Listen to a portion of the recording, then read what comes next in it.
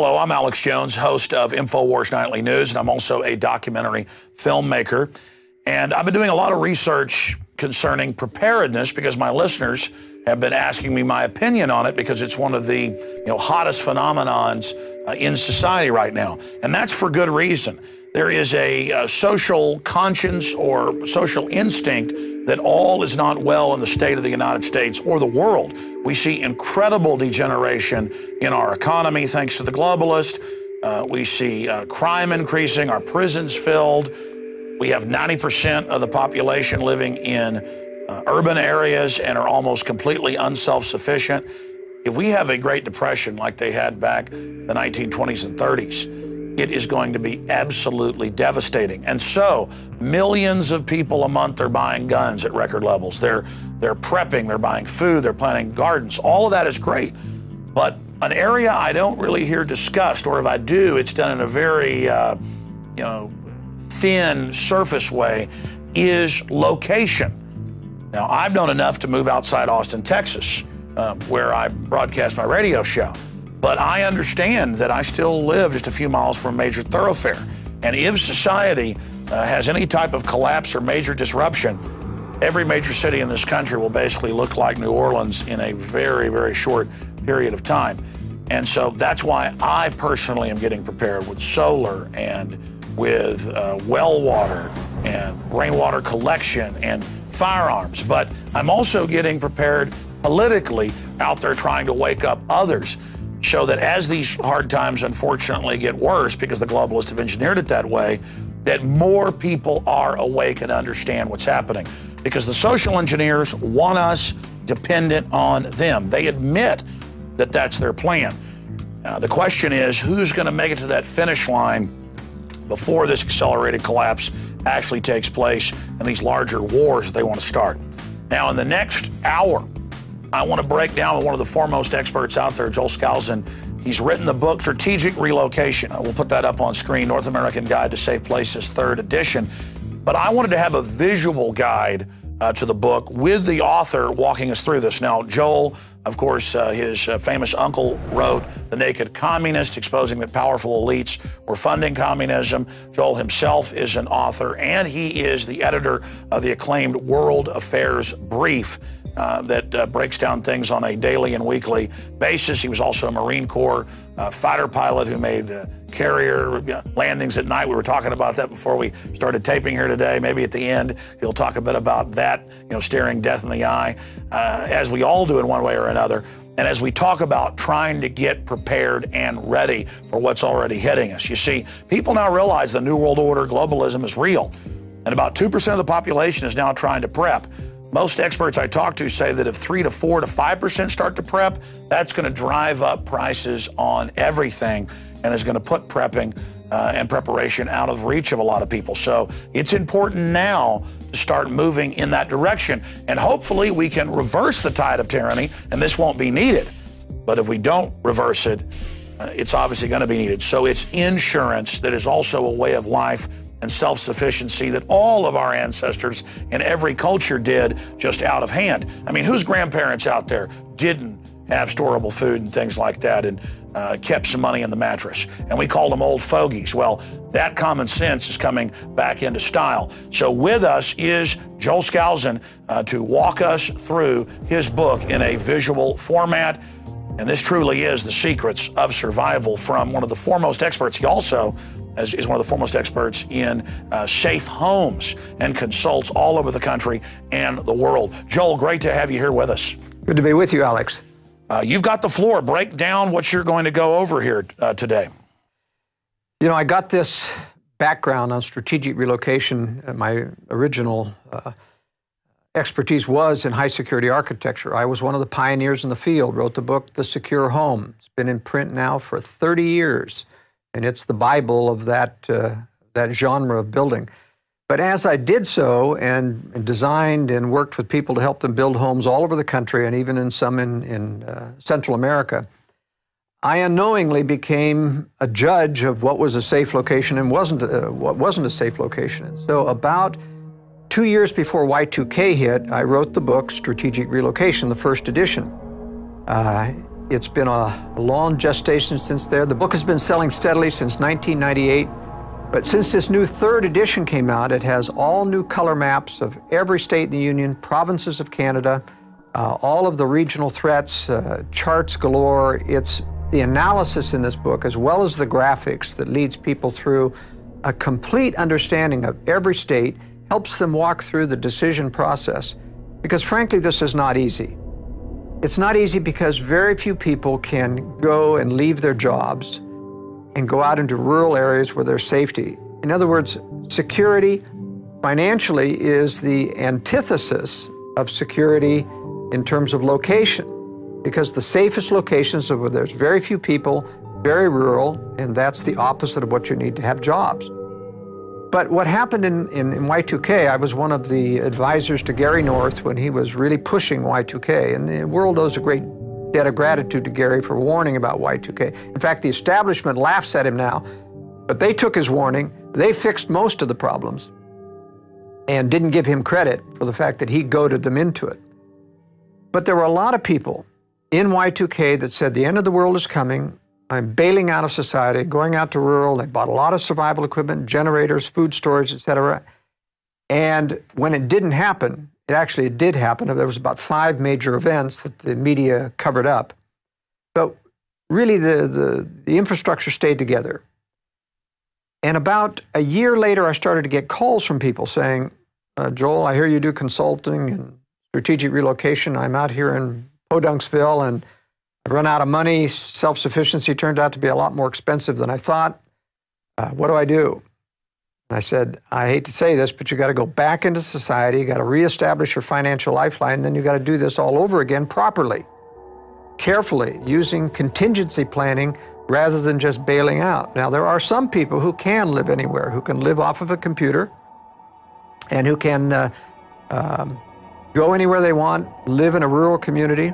But even them, and I was one of those that did that myself, I took an airplane and I flew all around the country and I picked out the most idyllic spot in Oregon, the Hood River Valley, moved my whole family there. And then it came time, we had homeschooled them all, it came time to college, and I realized there's no way to give these guys a college education in Ruralsville. And I actually had to move the family back to another safe location that was near a metropolitan area so that I could provide education. So you see, even for a survival expert like myself, it isn't a clear-cut, easy choice. You have compromises that every location has. But the first process I like to take people through, which I'd like to do in this interview, is how to engage in strategic thinking. Most people, and I can't blame them, we're victims of the world that we live in, but we live in a world of illusions. Now, those illusions of prosperity have somewhat broken since 2008. But in fact, people still think that things are pretty good. Restaurants are full, the movie houses are full, people are still spending money. We have kind of a segmented selective recession, selective depression. There are people who are out of work, who are really hurting, who can't raise their money or their income to match inflation. And there's those people that are on the receiving end of inflation, 2 or 3 steps down from the government putting money out. But they live under the illusion of prosperity, that these things are coming back. Every night on the nightly news, as you know, the business people are always hyping recovery is just around the corner. They've been doing that for 2 years now. Still not here. But in fact, there are signs of an inflationary recovery starting. And it's a combination of a couple of things. One, we have sat for 3 or 4 years not inflating, not going into deeper debt, at least in terms of the consumers, and that's been healing the economy slowly. It's been getting people used to what I call the real economy. That is not based upon consumer debt completely. It's based upon people's disposable income. And at the same point, we have had consolidation of bad properties, bad values. These things are being liquidated through foreclosures, and all of that's healthy. All of that should occur. And in fact, the economy would heal if they wouldn't try to pump more money into it, recover. But I suspect, my analysis is that we're going to see one more bubble that they're going to create. And it's limited. It can't get as high as the previous bubble because we're facing what's called stagflation. The only tool in the toolkit for the globalist, for the Fed, is inflation. But they're limited because if they go much over 10% inflation, they start to strangle the people who can't adjust their income. And as that economy and the deflationary effects take over, it balances out the inflation and keeps inflation from getting to hyperinflation. To get to hyperinflation, and that's one of the biggest misnomers in our society, is that there's going to be hyperinflation. You really have to have two things. You have to have a fairly modest supply of money that you can double and triple fairly rapidly. We're well beyond that. Got a base in dollars worldwide of anywhere between $200 and $300 trillion. It's not very easy, even for the Fed at $10 trillion a year, to double or triple the money supply. Second thing is you've got to have an automatic injection mechanism where government increases everybody's income so that they accommodate inflation. That's what happened in Germany. They started taking over the payment of wages when France was... Instead, we've got a depression in the economy, and then they've done some inflating, but mainly just to pay off some of the big banking debts. Most of the inflation has gone into what I call the speculative economy. It is funneled through the investment banks that goes into their people, and that money isn't going into the real economy, maybe 20%, but most of it's churning in the stock market, churning in the Forex, foreign exchange market, and that's why it isn't getting here, and that's why the stock market keeps ballooning up. It's a separate economy that they built, what I call the speculative economy. So what I'm saying is that we hear a lot in the prepper community. There's a show called Doomsday Preppers, and of course it's hyping ridiculousness and poking fun. But there are some legitimate people in here who have done a tremendous job at preparing. But I have to chuckle a little bit when I've seen some of the shows because of the reasons they give. Almost 90% of those on Doomsday Preppers think there's an absolute total economic collapse coming within 9 months. And even though fundamentals, Austrian economics would say that has to happen or it's true, they underestimate the powers that be who have these power to create and control money, banks, and the press. And new mini bubbles. That's right. They underestimate the power of the powers that be to keep this economy floating by adjusting the rate of inflation, balancing inflation versus depression. Sure, it's a slow, rotting slide. That's what the globalists admit they want. They don't want big events that could wake up too many people. Exactly. But that brings up my next question for you, then I want to get into the presentation that's so important here. Why do you think then so many more people are getting ready? Well, part of it is that they don't understand the nature of the conspiracy. They don't understand that there is a great, powerful force, not only to take down liberty, which is what their agenda is, but to make sure that they don't get the blame for it. So they're going to use, they blame it on everyone else. They blame it on the free market. They blame it on business cycle. It's not the business, it's the monetary cycle created by the Fed. And ultimately, these people are going to escape blame because they're planning a war for us, a third world war, a nuclear war, which in fact will wipe out a great deal of the financial centers and let them to walk away and say, it wasn't our fault. What's the strategy on the Arab Spring and putting Al-Qaeda and Al-Qaeda Light into Libya and all these other countries? The big agenda on that is a little bit complex, if you'll bear with me.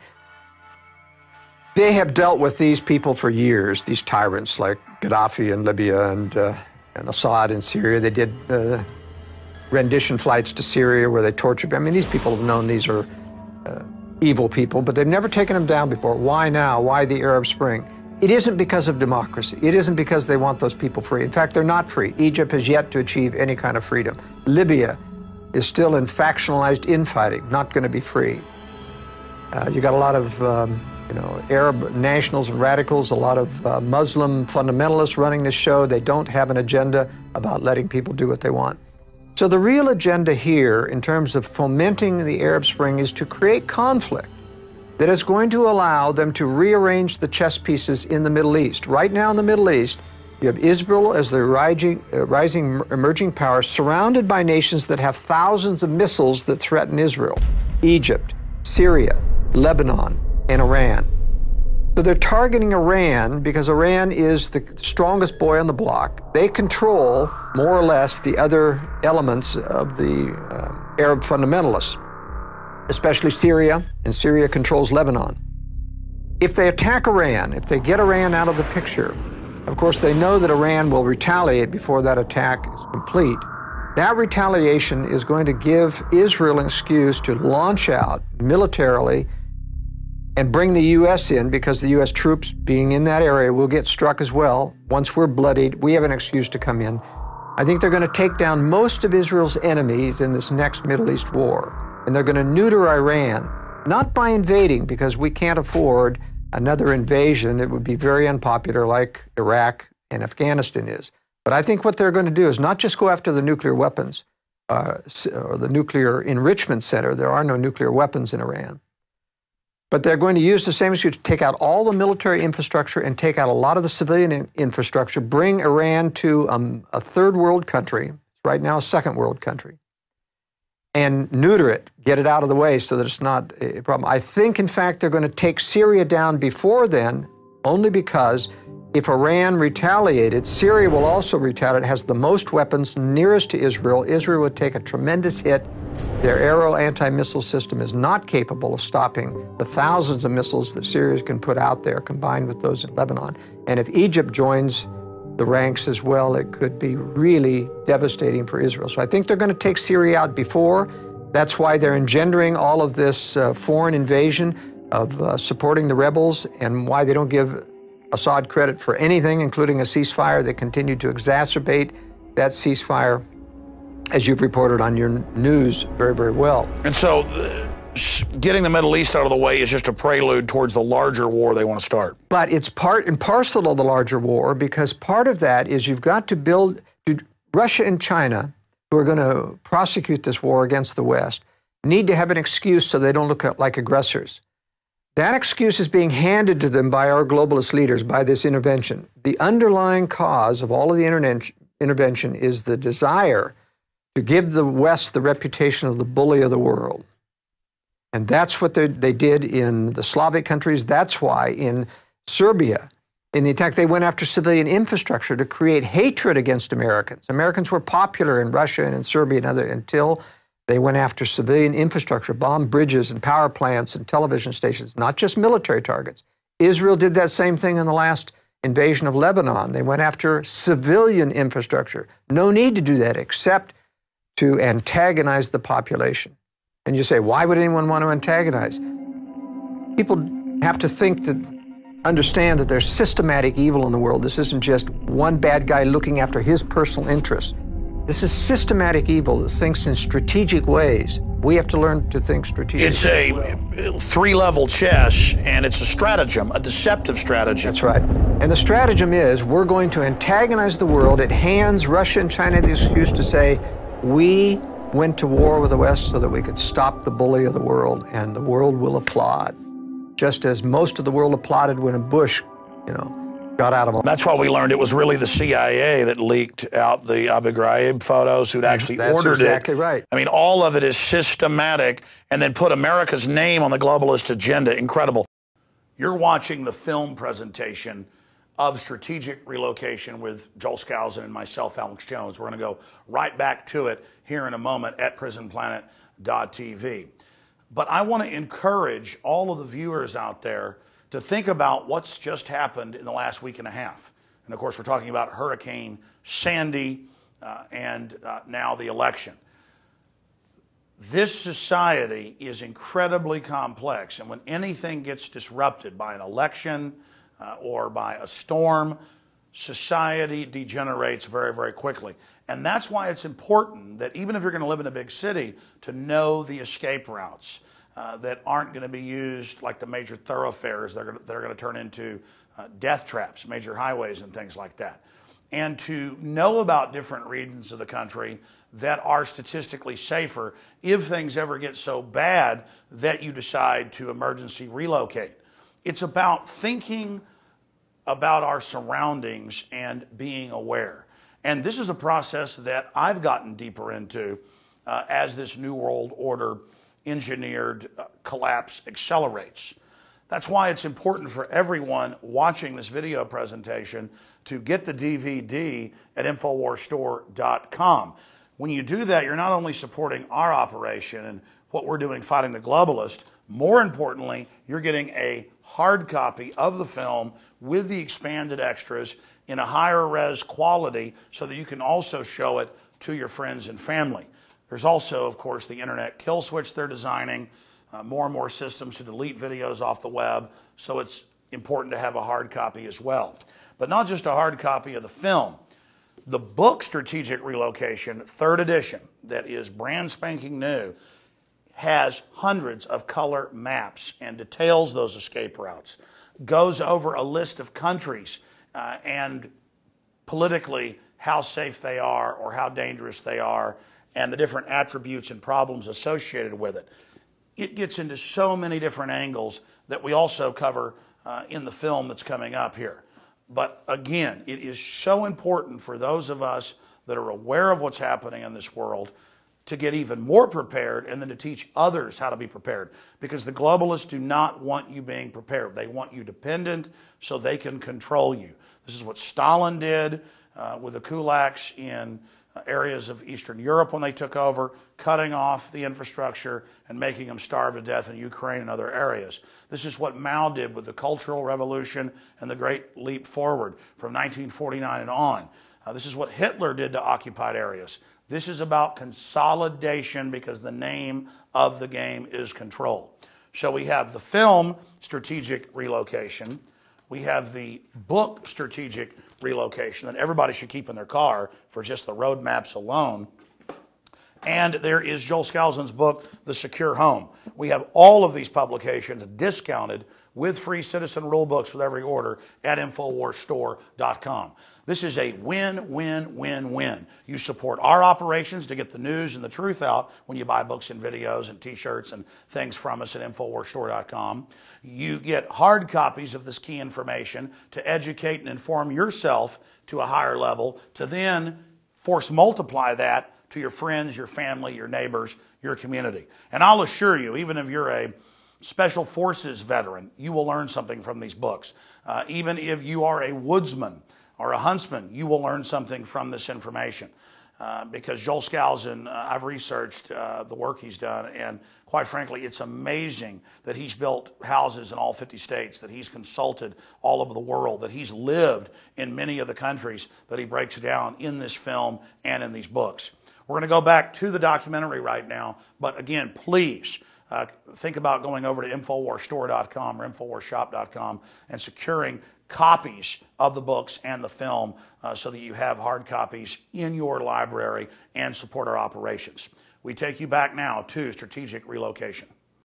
Well, Joel, I interrupted you and segued off of the Middle East, but get back into the point that you were trying to make previously.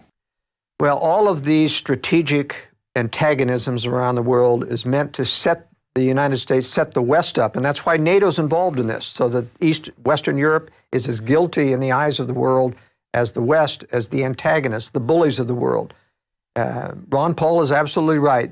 They hate us not because of our freedoms. They hate us because we're in those countries, occupying those countries, and worse, our CIA is undermining leaders, changing leadership, getting dirt on leaders so that they can manipulate world leaders to follow the globalist agenda.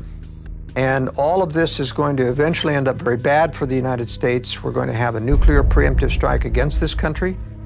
The leaders want it. They're preparing for it. They're covering for it. They aren't telling the American people that Russia is building a tremendous nuclear arsenal, even as we continue to disarm, even as they do not disarm, even while we disarm, and we don't tell the American people that we know that they're not disarming. I mean, this is a tremendous charade, an evil charade. Our Western counterparts even took part in promulgating the phony fall of the Soviet Union. They knew that this was a fraud. They knew that the communists were simply going underground, that these were puppets like Yeltsin and Putin who still worked for the communist hierarchy. They knew, as anyone who in Moscow knows, you still hear the words, the party tells you to do this, the party says this. And they never even took the red stars off the tanks. They marched on May Day, recently, and break down for people then before we get into preparedness, because this is important just briefly, the different factions you see, because I look at your theory and your idea that they're planning to let the United States be attacked and then basically rise up this new, global order to, counter it. And it's not about freedom. It's all about this hegemonic control. But I see the underground bases. I see the giving away of the Panama Canal. I see the destroying of infrastructure while building an underground infrastructure, and not just physically underground, but a shadow government system. There's instant, evidence everywhere that the elite is, building up towards the type of thing you're talking about. There is evidence. For example, when I was designing and helping to build and oversee high-security homes around the nation, I would find contractors who would say that he's former CIA, he's former Treasury, and they're all building bunkers under the house. So they know that something big is coming. They're not building those bunkers, and the U.S. isn't building huge underground bases and bunkers because of some terrorist threat. They know that a massive nuclear attack is coming. They want that attack to come. But there are secret weapon systems. In fact, it's kept Russia and China for years from attacking the United States. They're afraid of what they don't know about. That's why their espionage is at full fever pitch in the United States, because they're trying to find out what they're really going to face if they attack the United States. And the United States is bending over backwards to appear weak, to give concessions. And you hear some of these eavesdropping conversations about the Russians. Can't understand those Americans. They seem so stupid. They seem like, so we're so easy to infiltrate. They don't realize, though, that our own government is laughing themselves, saying, they think that because they're only infiltrating one level.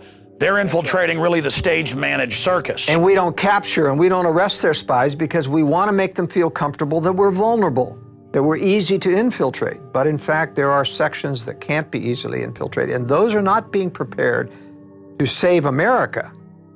They're being prepared only to bring out those secret weapons to prosecute World War III after we've been attacked, after we've been devastated. Because it's very simple. If the American military is intact, the Americans are going to rise up and say, go get those guys, let's prosecute this war and use our own troops to do it. But if our troops are decimated, then we come out and we say, what can we do? And our globalist leaders say, oh yes, we're no longer a military power. Our only salvation is join together with all the remaining nations, form a new United Nations, probably called the League of Democracies or something. And we'll make this militarized, and as a world organization, we'll go after Russia and China. Well, Henry Kissinger has said things like that. He said, faced with a big enough crisis, America will accept UN troops in Los Angeles. Yeah. And several of the globalists over the years have made these things that we have to get globalism by stealth. We have to fool people into accepting it. This is going to be the mother of all terrorist attacks. It's going to make 9/11, a government operation from beginning to end, look like a picnic. And they engineered, on record in hindsight, World War I to get League of Nations. That's right. World War II, engineered, financed, enemies built up to try to get it. And then they're going to use World War III. I mean, that's their plan. That's their program. That's what they do. That's right. So strategic relocation is a systematic way to think strategically in the future about how do I safeguard? And it isn't a doomsday scenario necessarily. I'm saying this is insurance, just like you said. You've got to be prepared while we fight to retain our liberty, while we fight to expose globalism. We have to realize we're talking about a very powerful combination of power, very powerful. They own establishment media. They own about 75% of congressmen. They have dirt on them. They can control them. They own almost all the judges at the appellate and higher level, even the so-called conservative ones, they have dirt on. Now, they don't control them on every decision lest it become obvious, but they can turn the screws when they need to, like when it comes up to exposing or ruling appropriately on Obama's lack of citizenship. That is never going to see the light of day. Why are they openly marching in with the chairman of the Joint Chiefs and the Secretary of Defense and telling Congress the UN gives us orders now? Obama writes letters saying, I take orders from the UN. He became the first president to sit on the National Security Council, violating Article 1, Section 9. Why are they being so naked in all of this right now, in your view? Well, it's naked to those of us who look at this, but if you look at what it looks like from the press, it's just a mention here and there, and they don't give it emphasis. If someone in Congress to really get up and say, this is a violation of the Constitution, there is no power, as Ron Paul has repeated, there is no power to take orders from NATO or the United Nations. They have no authority over everything. And if the press gave that, you can mention something once and it means nothing to the American people. It has to become a drumbeat, and they don't make it a drumbeat. They may mention it once, but people don't get upset unless the media focuses on it. So what to you and I may be obvious is not obvious to the American people. Nevertheless, it is slowly accustoming all of your pundits, all of your people who are not dyed-in-the-world co-conspirators, but yes men going along trying to improve their careers by saying yes to the establishment. Those people get these subliminal messages. No, exactly. What happens is, while they simultaneously make fun of us that are awake and actually read what the globalists say, they've gone in just the last 10 years from going, you're a kook, no world government or globalism exists, to you're a kook because you don't like the New World Order and globalism. And I'm like, well, wait a minute, you said it didn't exist. Well, now I'm bad because I don't want to embrace it. And so they're like, okay, the UN does tell us what to do. You know, what's the big deal? But it's benevolent. That's their message now. This isn't harmful. This is good for humanity, good for the environment. What they don't realize, and you know, the hotel I'm staying at has this big card on it. It says, we believe in sustainable development. Have you got a clue that it's not about, I mean, who could be against sustainable development per se, but it's about the control agenda that's underneath sustainable development. It means they set the agenda. That's right. It means they control what and decide what's sustainable. And when you decide, when you find out and wake up someday what that decision means, no gasoline, no electricity at reasonable prices, then you're not going to like sustainable, or at least their version of sustainable development. And they admit it's sustainable, Maury Strong and others say, is about controlling people. It's not about actually helping the environment or empowering people. It's about total control. Give us an overview now. Let's launch into it of what you're going to be covering here. Well, as I began to say, the most important thing is for people to start to think strategically, meaning stop looking at the news alone. You've got to get alternative sources of information. You've got to understand that there's a different underlying agenda. We are not in Iraq because of democracy. We're not in Afghanistan. It's never going to have democracy.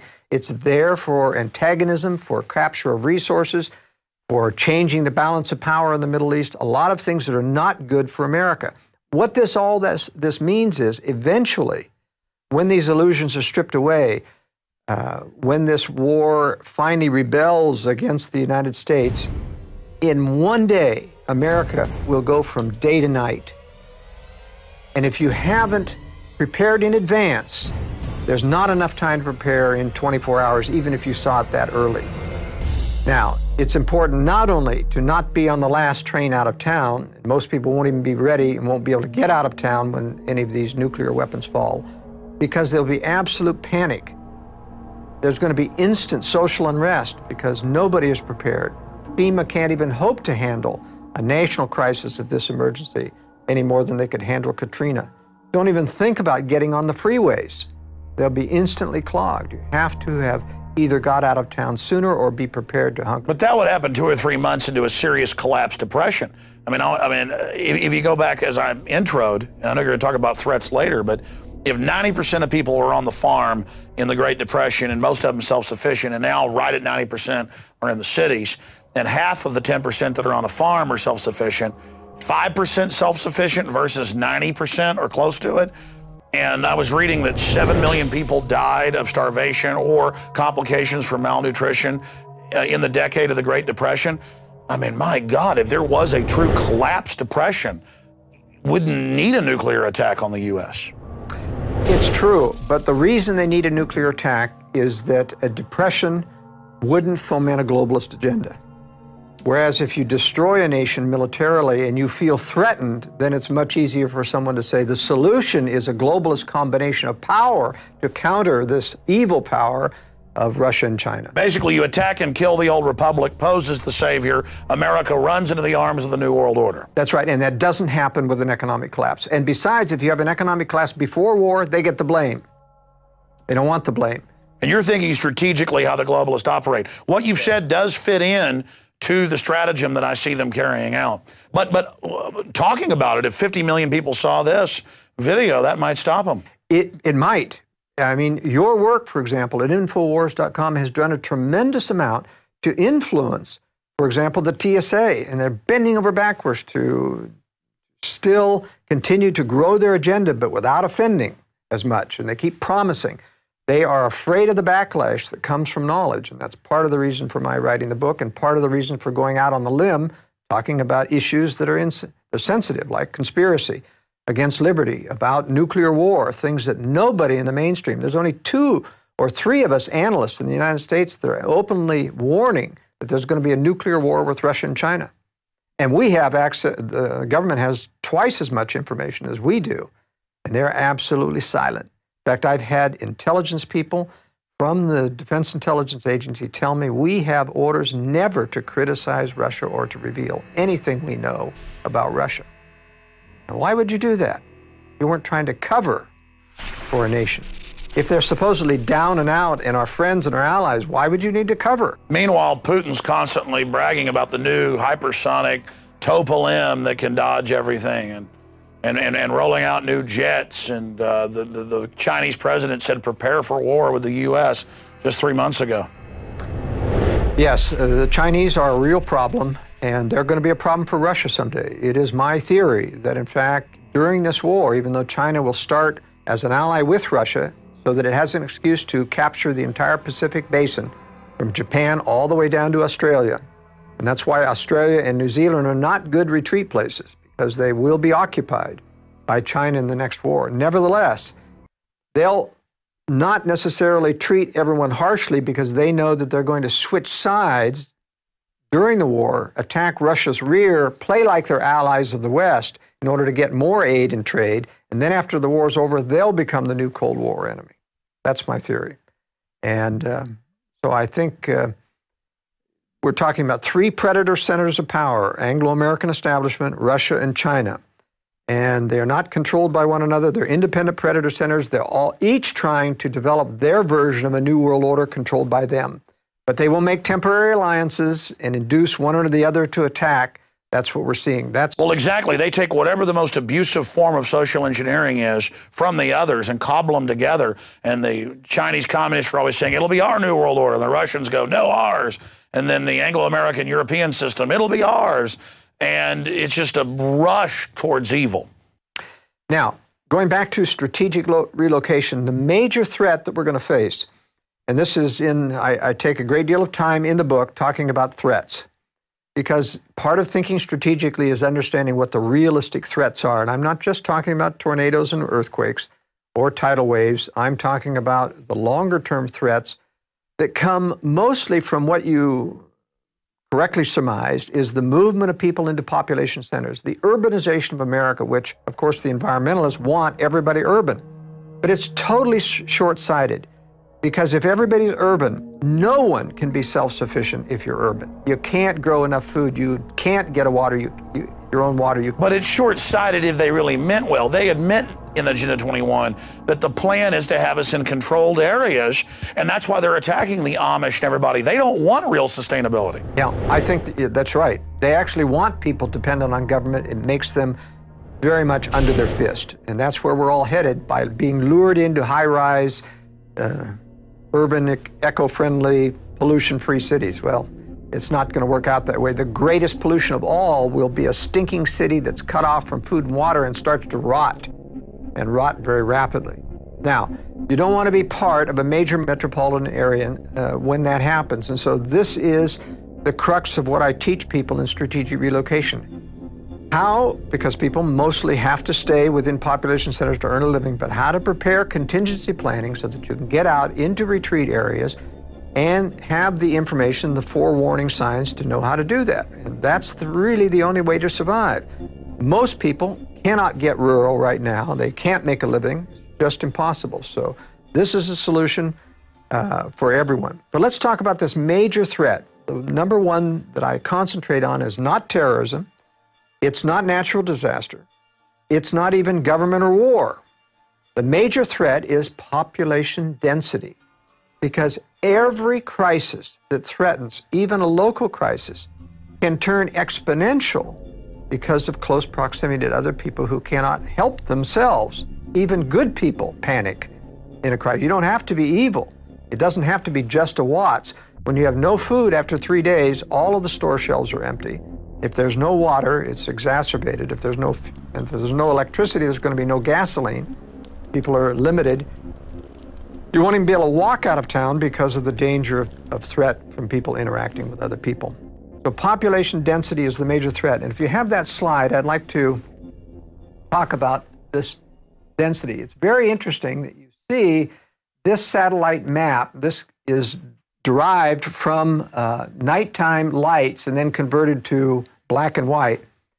But if you can see the detail here, this entire half of the United States has 3 to 4 times the population density of this area here.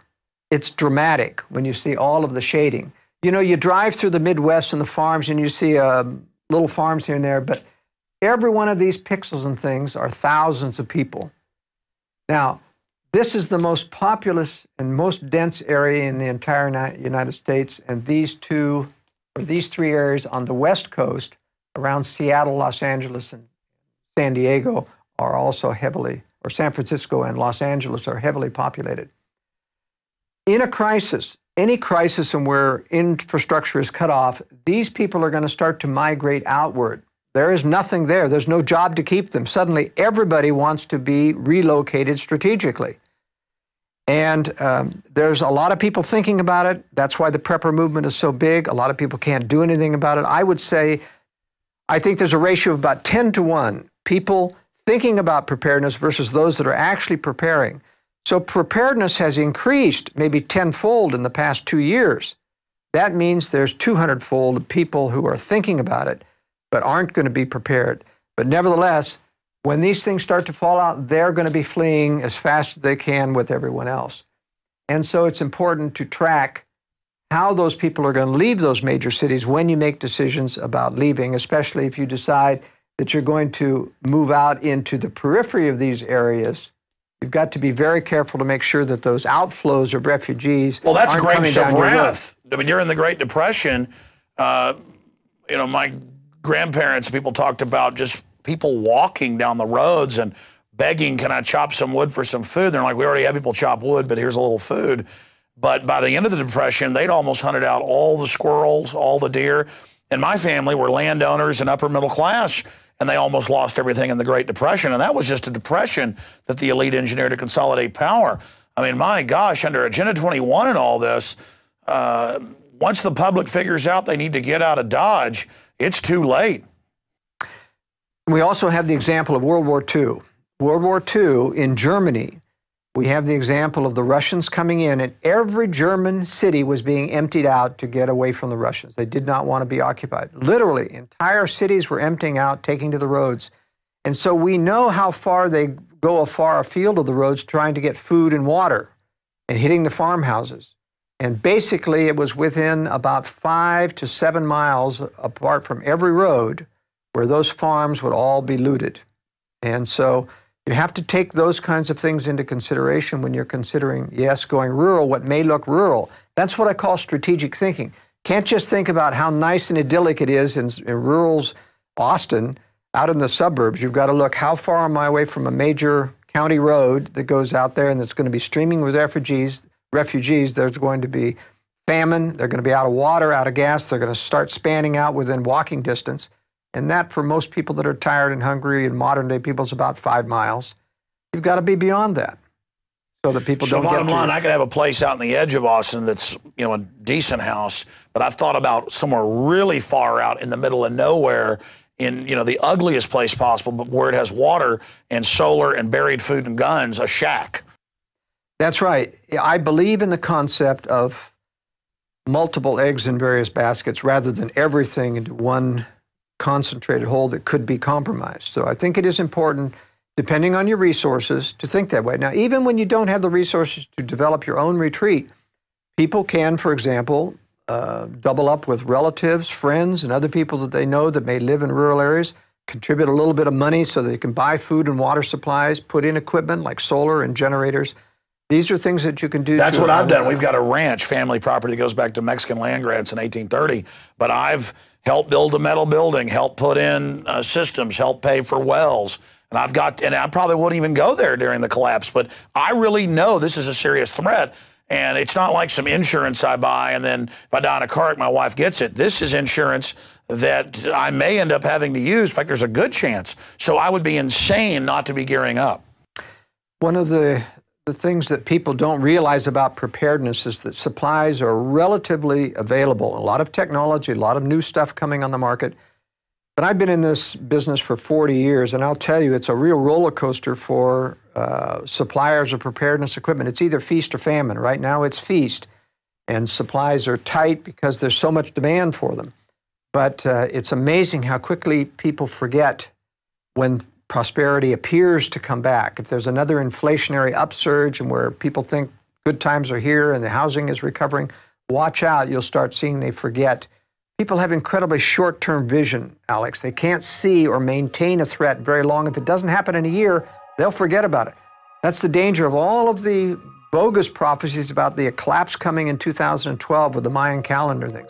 I can guarantee people it's not going to collapse in 2012. Well, that's right, but we'll end up getting blamed for 2012. I already have media calling me, national publications saying, so you think things are going to collapse? And I go, I've been on record saying that Mayan prophecy, as I've actually gone down there and researched it, even if people believe that religion, they say it just means the start of a new age or whatever. It's totally manufactured since the 60s and 70s by globalist gurus for people that are non-religious, basically, but superstitious, to believe it's the end of the world, so why should they get involved? It's just a way to stand down, kind of like the rapture stuff's been used and sold by the globalists, whether you believe in it or not, to make Christians stand down and not be involved, or Planet X, or a comet. It's always something's going to destroy us, so we never get ready for the real threat, the nuclear weapons, the fractional reserve banking, the 1,000 trillion plus derivatives. All of that is what could really destroy us. Biological weapons, super weapons, all of those things when added together, that's the real threat. And I see the elite digging in,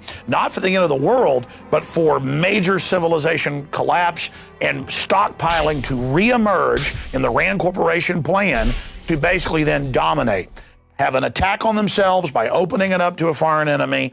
That way it can be blamed on them, then mobilize the people under a new global fascist system. That's right. One of the things that people have to understand, that you've got to be prepared in advance before these things happen. You have to see a long-term vision of these types of threats. You have to have good information. You've got to subscribe to your news broadcast. I put out a newsletter, the World Affairs Brief, which every week I analyze this. It's going to serve as a very good early warning, because I'm watching this every day about how the Russians and Chinese are prepared. And, as Gary North used to say at Y2K, don't be on the last train out. Just too late. That train can get stopped. We know from Katrina, for example, a couple of lessons. Don't get on the freeways once, because they'll be trapped. You get on a freeway, it's like in an elevated moat. It's got barriers on either side. If your car goes out, if you're stuck in traffic, there's no way to go except abandon your vehicle and get off on foot. But one other thing you learn in Katrina is you don't go into the arms of the federal government. Don't go into a FEMA camp, because a FEMA refugee center becomes a concentration camp. You can't get out. They didn't let people out of the Superdome, even when it became horrible conditions. And people said, I'm better off on the outside. Could not get out. They wouldn't let them walk out on the highways. That's right. And they use that as a laboratory test. We saw the police start stealing, just total bedlam. I mean, looking at Katrina, it just proves the government can't and won't protect you. That's right. That's right. Now, there's also an agenda about cultural conflict brewing here. And that's one of the reasons why, no matter how much they talk about amnesty and how that's going to guarantee the problem, it doesn't. They know, in fact, it's a magnet. They won't close the borders. They never will seal the border. They want the cultural conflict that Europe is experiencing that comes. It's not only crime, it is the fact that you water down American cultural values, conservative political values, make sure that you can never win another election. So there's that agenda.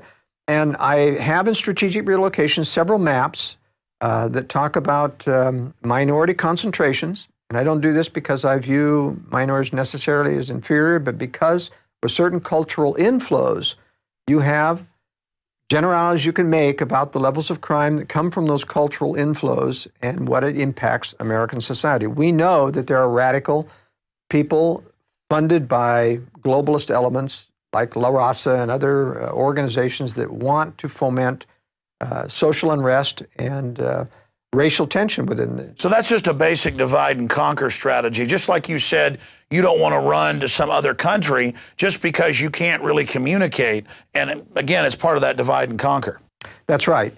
But it is important to realize that certain areas of the country are predominated with minorities that will become culturally conflicting with your values at some point. So that's one of the dangers.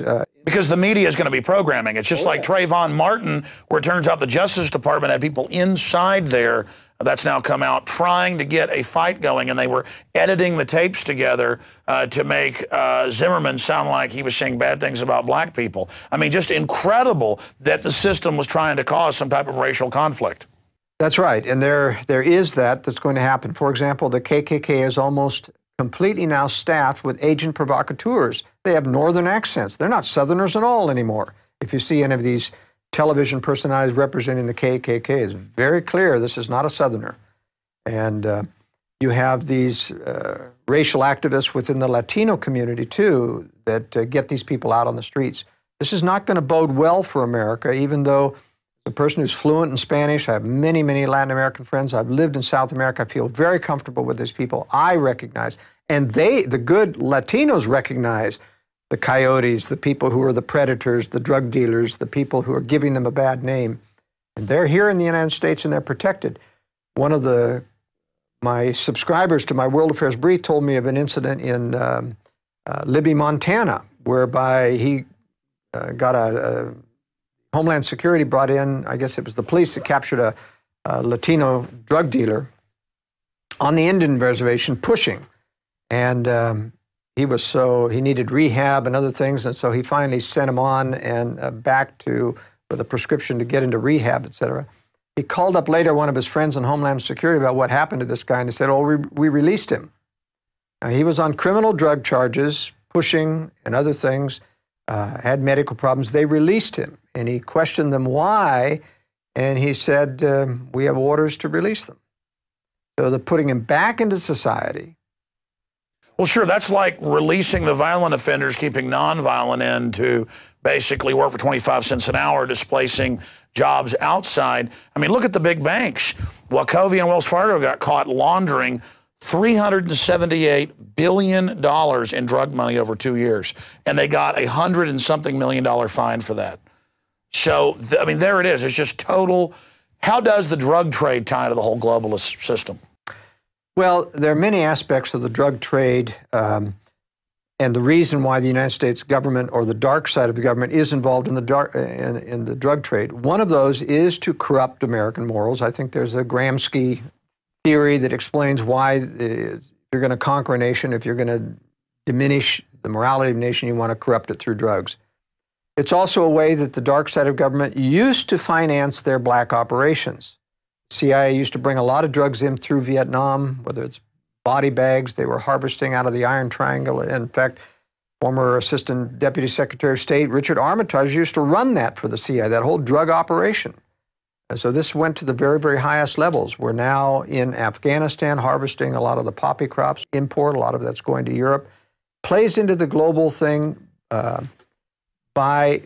in three ways. One, corrupting American people. Two, financing black operations. And three, payoffs. They're able to control a great deal of the underworld. In Afghanistan, most of the payoffs come from drug money to all of the, when they buy off the Taliban, when they buy off the Iraqi opposition, for example, to make the war look like a success, they're using in-house drug money to do that that's harvested out of Afghanistan. Now, don't they mainly use Wall Street fronts where they just pump money and insider knowledge into companies to then use profit from the companies to fund black ops? They do that too. They do that too. But then again, a lot of it now is just printed money. You know, they've got to the point now where the money supply is so big they can print a few $1 trillion here and there. In fact, the CIA has a full set of U.S. currency printing plates. They've given a set to Moscow. They've given a set to several other governments. They're supposed to use it judiciously. But, you know, we send suitcases with air couriers when we go into a country to bribe officials, suitcases of $100 bills. Well, it's actually pallets now. Pallets, I'm sorry, you're right. It's pallets. And that's why, you know, that exit from Iraq going out to Kuwait, you know, was just people with satchels full of money that they discovered. Those are the payoff money, and they're getting it out of the country in order to, you know, make themselves oligarchs of their own variety out there in the West. Just like the oligarchs in Russia. The former communist leaders got the central bank to give them the loans to buy up the oil companies, to buy up the electric companies. The oligarchs became wealthy, moved offshore, and they still are the communists, and they're still running Putin and others. Putin met with Boris Berezovsky 5 times in his Spanish villa the year he ascended to the presidency. and then pretends that he's the enemy of Boris Berezovsky and that Berezovsky's trying to overthrow Putin. I mean, this is just political theater. And then it turns out that the Rothschilds sued the Daily Mail, saying we're not puppet masters secretly running those oligarchs who then run the sub-puppets. So it's puppet masters on top of puppet masters on top of puppet masters, and they lost the suit. And the judge said, wow, you really do run these people. I mean, that just happened a few months ago, where it turns out that the oligarchs are still in control of Russia and the Rothschilds are sitting above them. But, as I will assert, the Rothschilds don't control them. They feed money to them, they try to assist them, they try to cover for them, but they are co-predators maneuvering like this and playing like they're helping. But sure, they're always flipping allegiances. But believe me, the oligarchs are intending to strike the West, and a lot of people who think, because they believe that if the Anglo-American establishment controls the Russians, that they'll never strike. But I'll guarantee you they will strike, because they're only assisting in controlling it in an arm's length relationship. Well, that's like China, where our criminal government will pay billions of dollars to move General Motors, Cadillac, and Volt to China. But then the Chinese president says, prepare for war with the United States. That's right, because they don't actually control the Chinese. They're trying to maneuver inside. Why did China agree to the one-child policy in exchange for aid? I mean, I guess culturally, the Chinese believe they've got too many people, other leaders have said. Well, every globalist predator center believes in controlling population. Only Russia needs population. Everyone else is trying to destroy population, China including. They've got an agenda to eliminate probably at least 3/4 of the world population. Well, I was about to say, from my research, eugenics is what binds the communist Chinese predators and the Anglo-American predators together. And from my research, everything is a eugenics-based obsession, both with the elite are looking for life extension and other things, but also it just codifies scientifically their innate hatred of fellow humans. Well, one thing that people listening to this presentation may get out of it, and I know a lot of people get discouraged and say, what hope is there if these predators are so powerful and we're going to have a world war and we're all going to be destroyed? Let me make it very carefully clear that everything won't be destroyed in a nuclear war. I had someone write me after our interview that we had just a few days ago and saying, well, gee, the Earth is going to be contaminated for 40 years after a nuclear strike, and so what use is there? I said, that isn't true at all. You're confusing a meltdown of a nuclear power plant, which has all these heavy isotopes that do stay and have a half-life that lasts even 100 years. They can be thousands of times more dirty than a hydrogen bomb going on. But a hydrogen bomb is relatively clean. It's just gamma rays almost exclusively, and they're dissipated within 3 days, 2 weeks at the max. Now, if there's more than one explosion over time, you might be in a shelter a maximum of a month. You can survive. The Russians intend to survive. The Chinese intend to survive.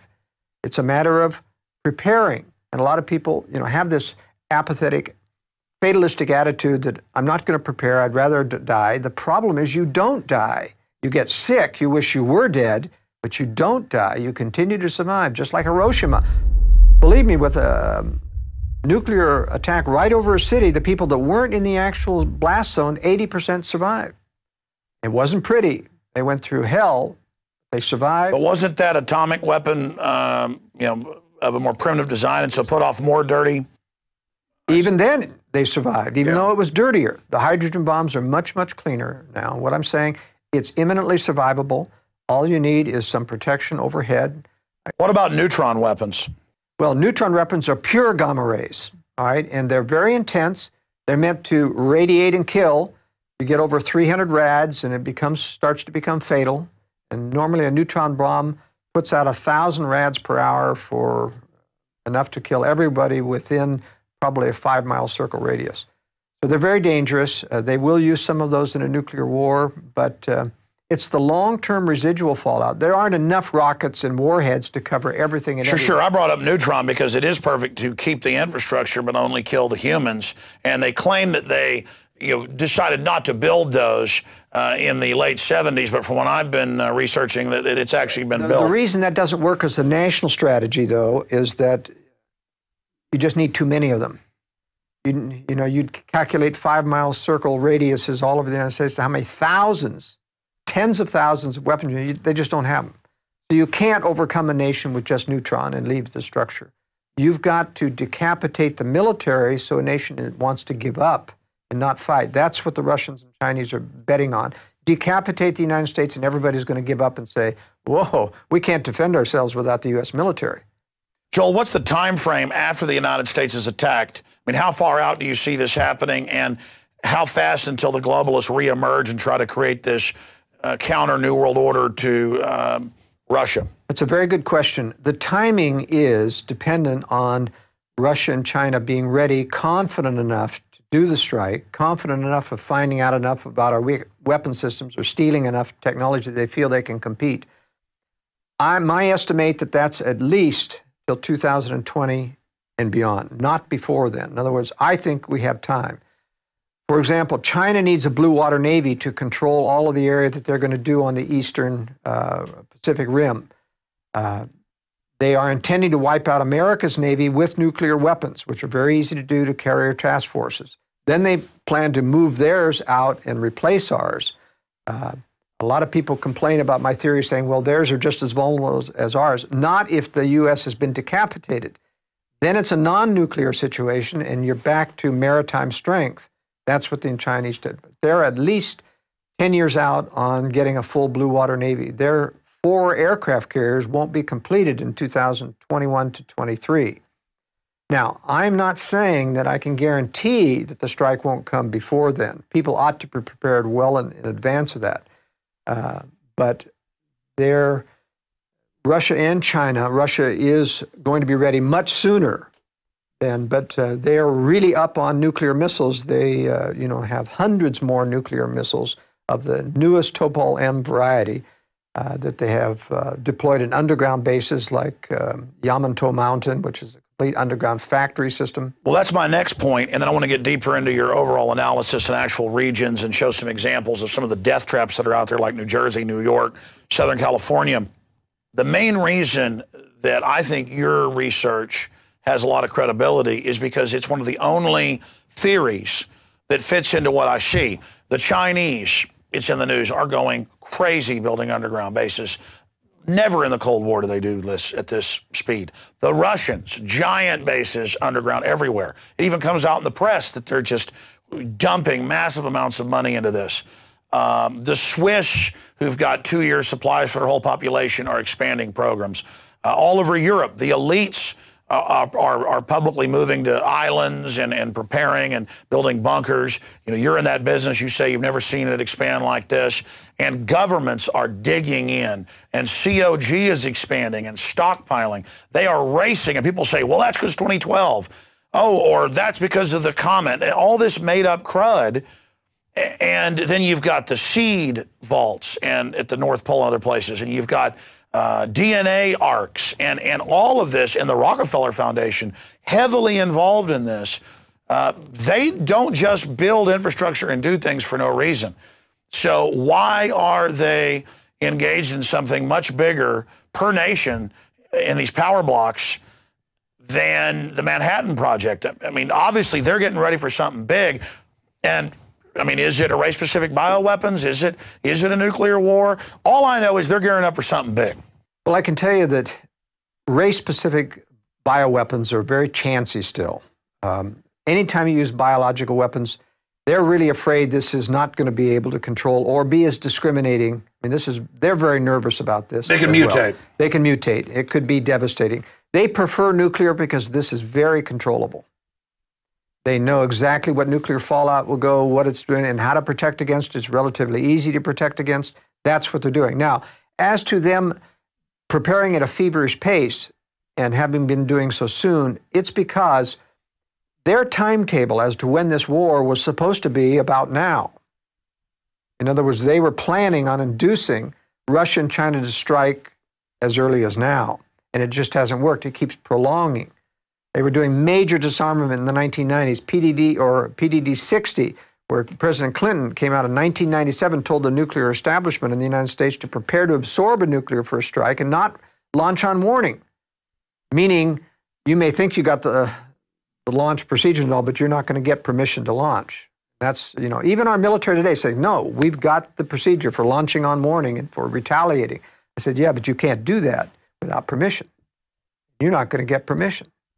Well, that's right. Don't they have to give them the authentication code to then let them? So they don't really have it. They don't really have it until the White House releases the... And when did they change that? Because at one time they did, right? That's right. And they changed that, so they've withdrawn all... Wasn't that under Clinton? Yes, it was. That was a big furor when he took the launch codes off the subs. That's right. They had movies about how the sub commanders are bad in Hollywood just to even sell that. What we're going to do in preparing for that war is important. It is survivable. People need to prepare, but they have to get outside blast zones. Again, you're watching Strategic Relocation, the film presentation based on the book Strategic Relocation by Joel Skousen. We're going to go back to this presentation here in just a moment.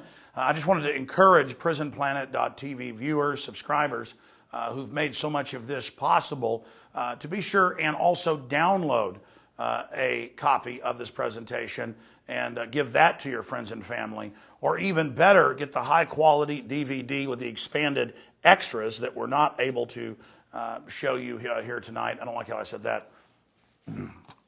Or get the DVD, which has the expanded extras that deal with securing your home and that dovetails with the book, The Secure Home, written by Joel Skousen. Also, we intend, as a public service, to post this to YouTube at the Alex Jones channel, and I'm sure Change the Channel and others will want to post it as well. And so I hope those of you out there watching this on YouTube will support the author, Joel Skousen, by buying his books at InfoWarsStore.com. But more importantly, support yourself in having these Bibles of preparedness that any home is incomplete without. But regardless of what you do, take this YouTube video or other video system that you're watching it on and send the link to friends and family, because the globalists do not want us prepared. Because if we are prepared, they're not going to be able to domesticate us and fully take over. Agenda 21 is about driving us all into the compact cities. We've all seen the UN maps that Congress was shown back in the mid-90s. And now we see those maps being implemented where half the country is completely off limits. Another 40% or so is very restricted, and less than 10% is, quote, free use. This is global world government zoning. They just had the Hurricane Sandy. And I saw on local Fox News, the environmentalists said, you shouldn't be able to rebuild because buildings are bad on the beach. Well, it's about insiders only being allowed to build. So that's what this is all about, ladies and gentlemen. They want you under their control. And sure, even if you can't move to the safest zones in the U.S., there's a lot of options broken down here in this film and in the books. You can move to safer areas per capita outside your city. I commute in about 20 miles every morning. I live about 18 miles outside Austin, and then a couple miles into Austin is my office in South Austin. And that's not the perfect place, but Joel Skousen, in his book says the Hill Country is one of the safer areas, or the safest area per capita in Texas. But still, it's not perfect. But before I'd even read his book, I'd done my own research and decided that that was the safest area. And that's where a lot of the elite were moving as well.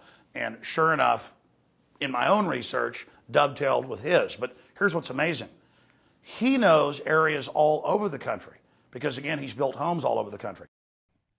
Joel, you also in your book get into ethnicity maps. And let's face it, the globalists look at those and use the media to play groups off against each other. Take Trayvon Martin just recently. They edited audio together, the 911 call, NBC did, to make it sound like he was racist against black people. They sent Justice Department people in to the new Black Panther Party, it turned out, to call for race war. So during an emergency or in a collapse, they're definitely going to try to play people off against each other.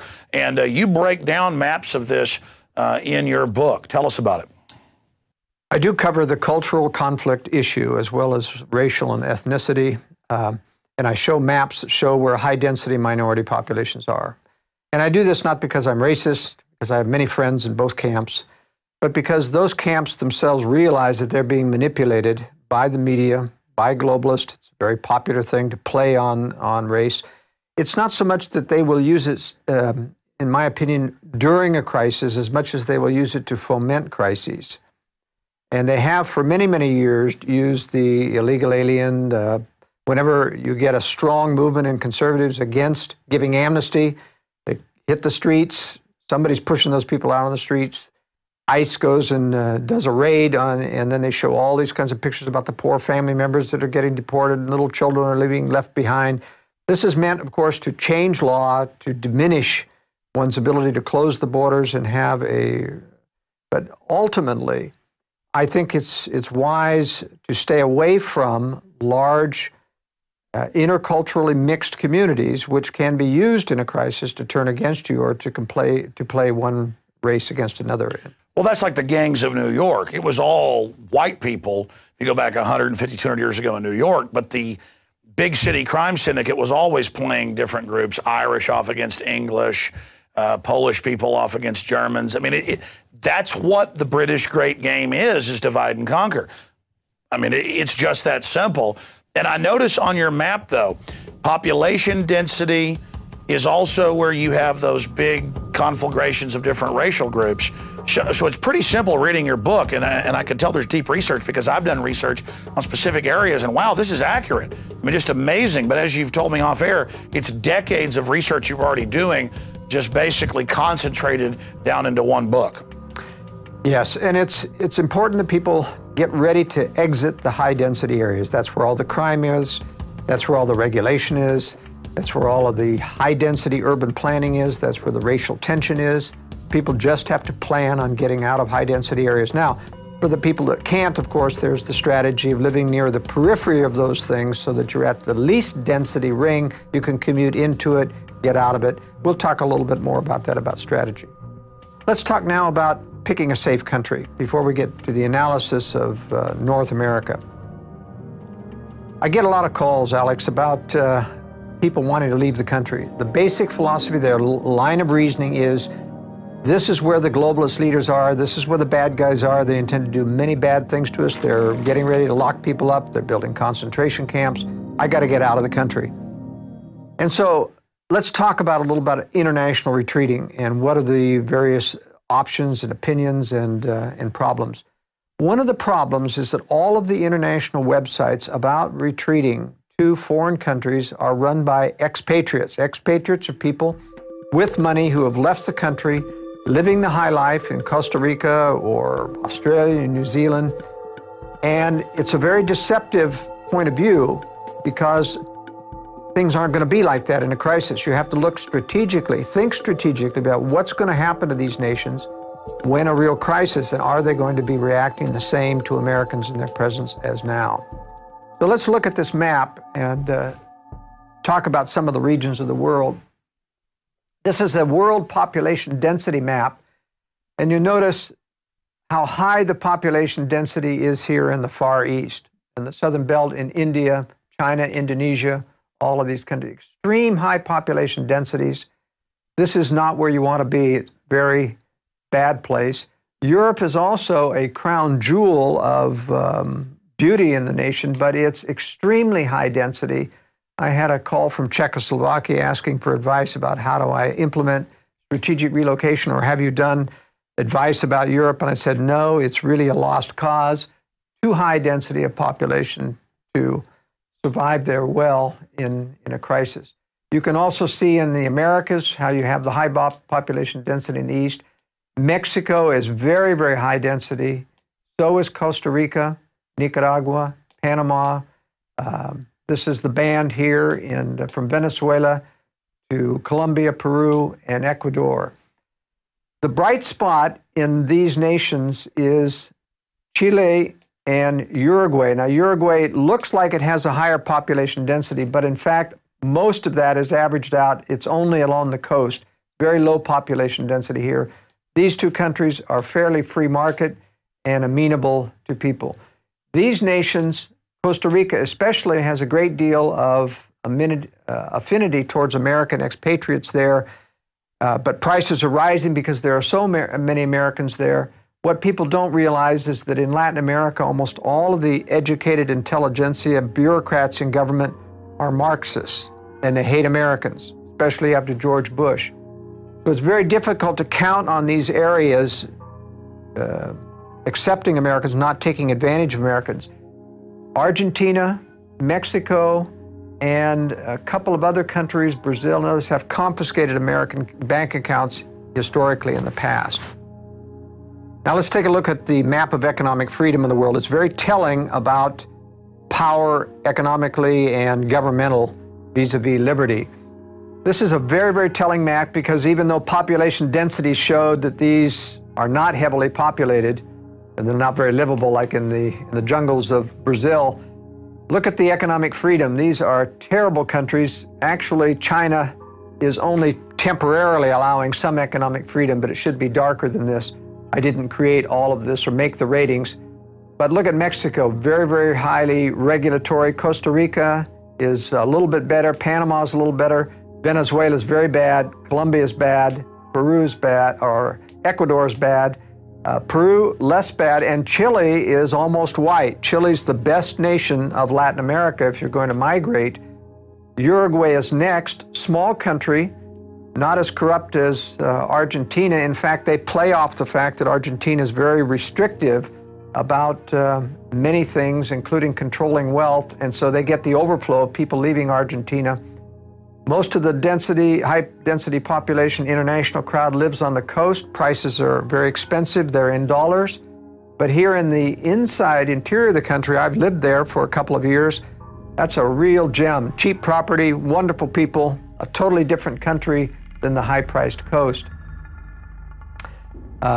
There's nothing in Africa that I recommend. This is an anomaly in terms of economic freedom. It's actually just anarchy, and I don't consider that a very good bet for economic freedom. Europe, as you can see, has some economic freedom. This matches my highest recommendation in Europe is Spain in terms of a livable country. A lot of expat communities, Brits especially, that have located down on the Mediterranean side of Spain. But Spain has a good, friendly people, wide-ranging agriculture, and if you'll notice, like in the movie The Great Escape, when everyone wanted to leave Europe in a problem, they went through Spain. So Spain's my top pick in Europe. Australia has a fair amount of economic freedom, but once again, the problem with Australia and New Zealand, twofold: very difficult to get in and get residency, make you pay a lot of money. The Australians have sold out to the Chinese interests. Almost all of their national resources have been bought or have contracted to China. I was reading, National Geographic was bragging that 98% or something of all their mines and rare earth minerals are Chinese run, as if that was a good thing to have Australia now a satellite economically of the Chicoms. But I can guarantee you that China will occupy Australia during the next war to make sure that they secure those things. And so if you want to live under Chinese occupation, it may be very similar to Japanese occupation. The Orientals are pretty ruthless, have very little regard for human life as a philosophy. Historically speaking, they have been the worst abusers of human rights in general against whole populations during wartime. So it doesn't speak well of retreating to these two countries. I think they'll also take New Zealand just because it's too close to Australia. Canada is my second best bet after the United States. The reason I'm still bullish on the United States as a retreat international location is because it's got the highest per capita density of liberty-oriented, freedom-educated people in the entire world. The problem in living in Latin America is that they're friendly to Americans now generally, but if ever the government clamps down and the globalists who control this country and Canada put out the word to control American expats or send them home, you're going to find that those countries will comply. They are yes men to the globalist establishment. Canada, only advantage toward the United States is millions of square miles of wide open spaces to the north, though the climate is more hostile. The only acceptable strategy I find is living in border areas where you can go back and forth depending on what you need. That's fairly easy to do in between Canada and the United States. I exclude the eastern portion of Canada because all of the cities, about 90% of Canadians live within 50 miles of the American border. and thus they become extensions of the American cities. How does Alaska tie in, or Hawaii? Obviously, Hawaii is not a place to be. Hawaii, I give a 0 rating, the lowest rating possible, because it is an island, because it's far away from the mainland, and I believe it's possible, if there is occupation in the United States during war, it's going to be Hawaii that gets occupied. It's a strategic outpost for military adventurism, and the Chinese would be foolish not to take it. So it's a possibility that China could occupy Hawaii. But in any case, even if it gets cut off, I've lived in Hawaii. I know that it depends on shipping every week to bring in food, gasoline. You're going to be out of those things. Even though Kauai is my choice of an island if you have to live in Hawaii because it can be self-sufficient. Oahu is not self-sufficient agriculturally. The Big Island is self-sufficient. And so Kauai or Hawaii are the best places to be. But I'm afraid, as in any island, that it could be surrounded and occupied and you just simply can't get off the island if you need to. Now, Alaska is a very interesting case. I downgrade Alaska even though you could be self-sufficient there in the southern panhandle up through Anchorage, but it's still a very hostile environment. It's like an island. Everything has to be shipped into Alaska, and it's very, very difficult to leave if it should become untenable to live there. This is not easy to get down through the Alcan Highway. So it doesn't have lines of retreat. It doesn't have lines of retreat. So the only place I recommend, or the only way I recommend for Alaskans, is those that are very, very skilled survivalists who can live in the boondocks throughout the winter, apart from society. If you're capable of doing that, then Let me throw some wild cards at you. What about Iceland? What about Greenland? What about islands that are out in the middle of nowhere, just as bad as Hawaii? Actually, Greenland is worse. There's only a few pockets of civilization on Greenland that survive even in the best of times. And they, once again, depend on absolute shipping for everything. They don't grow anything there. Iceland depends on everything being shipped in as well. Iceland has recovered from its globalist banking nightmare simply by stiffing the globalists. But if you look 10 years from now, you'll find that they'll be penalized and cut off. They, by reneging on their debt, have got a fairly self-sufficient economy right now. But because it is a socialist economy, they'll be back in the piggy bank, negative piggy bank state, probably within a decade. So I don't recommend Iceland as well. It's just, everything is extremely socialistic in Europe, and they're starting to have a backlash right now against the globalists like Sarkozy in France. He's going to lose this next election. So to be clear, from my analysis, the only people that would want to flee the United States is if you're a big fish politically like myself, yourself, Ron Paul or somebody. If it's going to full Soviet-style globalist roundup, taking us to a camp, if we could foresee that happening, we would try to get out of the country or maybe go to a rural retreat, but they might come after us there. But for everybody else, if you really look at it, the United States has the most people that are awake.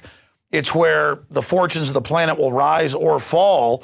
And my instinct, my gut, my discernment is stay in the United States and fight it out here. And by fight it out, I mean occupy the land, be here, educate people, and dig in and hope for the best, but also prepare for the worst.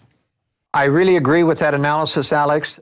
If you're going to live, high-profile people, I speak multiple languages. I've done that on purpose so that I can go to other countries. One of the reasons why I prefer Uruguay is because there's a lot of Europeans there. I can blend in there. I can't blend in Peru or Colombia. Just don't blend in very well when you're pure Caucasian. But it's very important to get native language speed if you're going to try to blend into those countries, because someday, there will be a roundup of Americans. There will be confiscation of properties. There's a lot of Americans here in little enclaves in Mexico. Jesse Ventura. Yeah, and I think that's a dead place for Americans. I'll tell you, the crime is very, very bad. The corruption, you can't depend on any kind of safety there. Staying in the American enclaves, they'll eventually be raided. And so you think the Baja is a death trap? Yeah, I think it's a death trap. So don't judge these countries because you have American enclaves that are living the high life right now. I can guarantee you that will not survive. Well, they're going to be ripe for the picking. Yeah, ripe for the picking. And when Mexicans are out of things, and if the druggies don't get you, the criminal elements within. Well, in Mexico, they're already killing all the middle-class people and are kidnapping them right now. And that will get only worse. Kidnapping was the bane of Central America. El Salvador, Guatemala, went through a lot of kidnapping. I was down there in the 80s when that was occurring, stayed at a house with bloodstains still on the wall from the owner being kidnapped, ransom, paid the ransom, he was killed anyway. Believe me, this is kidnapping haven, and it will happen once again. It has only just begun. And just to be clear, your knowledge in these subjects is amazing, because I do deep research. I'm obsessed with knowledge. And I mean, so much of what I read in the book that I have firsthand knowledge of is very accurate. Like you rate in Texas, the Hill Country, which I chose outside Austin, is not perfect, but if you're looking at Texas, that's one of the better places. That's right, and we'll cover that. We're going to talk about Texas and give you some examples of specific states. We have the map on the corruption index on internationally. So here's the map on the corruption index internationally. What I want to point out to you in Strategic Relocation, there's lots of maps like this in the book. This is almost identical to the economic freedom map. In other words, there's a high correlation between economic freedom, of which you see very little of. The dark areas are the unfree areas. And you'll notice here that the Sudan is not, has a high level of corruption, and that's why it was an anomaly to be economic freedom. It's the corruption and the anarchy there, but that's about the only analogy. It's like Los Eisley Spaceport in Star Wars. That's exactly right. That's a very good analysis. Okay, from now on, let's move into analysis of the factors that we discussed. Let me discuss something about the organization of the book. After we cover section 1, which is about how to find a safe nation, then we go into an analysis of North America, which is my preferred area for North Americans, because they blend in. Even though we're going to have a great deal of tyranny here, our chances of being able to blend in, disappear, go underground are higher, being that we have a great, many millions of people that can help support us in that. So what I do is I go through the various threats that you face, and we talk about climate. These are preferences of what you want to live in terms of wind, if you want wind power, how to look for those things. There are maps in this book that cover every one of these details. We talk about the economy. We talk about crime. There are crime statistics. We have ratings of every city in every state on crime, and we talk about the different types of crime that there are. We talk about natural disasters. Let me show the map on tornadoes and hurricanes to give you an example of graphics that we have demonstrating a natural disaster. Now, I'm going to demonstrate two of the graphics that we have showing the natural disaster threats. The first one is earthquake hazards. You can see that there's major earthquake hazard on the west coast. In the Rocky Mountains, that's Yellowstone Park area, which has a volcanic hazard as well. This is the New Madrid Fault, and these are other minor faults coming through the southeast. Now, it's interesting that this map doesn't mean that everything is never necessarily devastated if you're in any of these high earthquake areas. What I point out in the book is you have to look at the actual ground conditions in the area that you're at. For example, in the state of Utah, where you have a high fault area that's expected to go off at some time in the future, it's on a 300-year cycle approximately. If you are in the low-lying valley, next to a lake where you have a high water table, you'll get a wave action in earthquake, which will actually flip houses in the air and be very, very destructive. If you're on a foothill coming out of the mountains, even closer to the fault line, but on sand and gravel, broad-based, the house will merely shake a little bit, but it won't take up any wave action. I give this out as an example in the book, how just because you're in an earthquake area doesn't mean you can't find safe areas to build upon. Remember, it's water table that's your danger in an earthquake. That's going to set up wave action.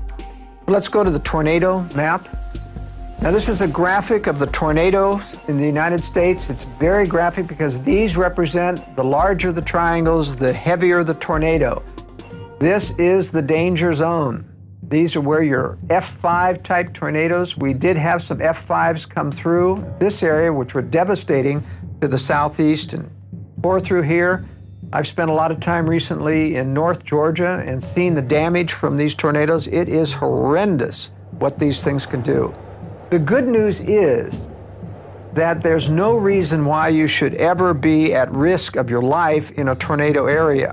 Buildings, yes, although you can design tornado-proof up to a level 4, nothing's guaranteed in an F5 tornado.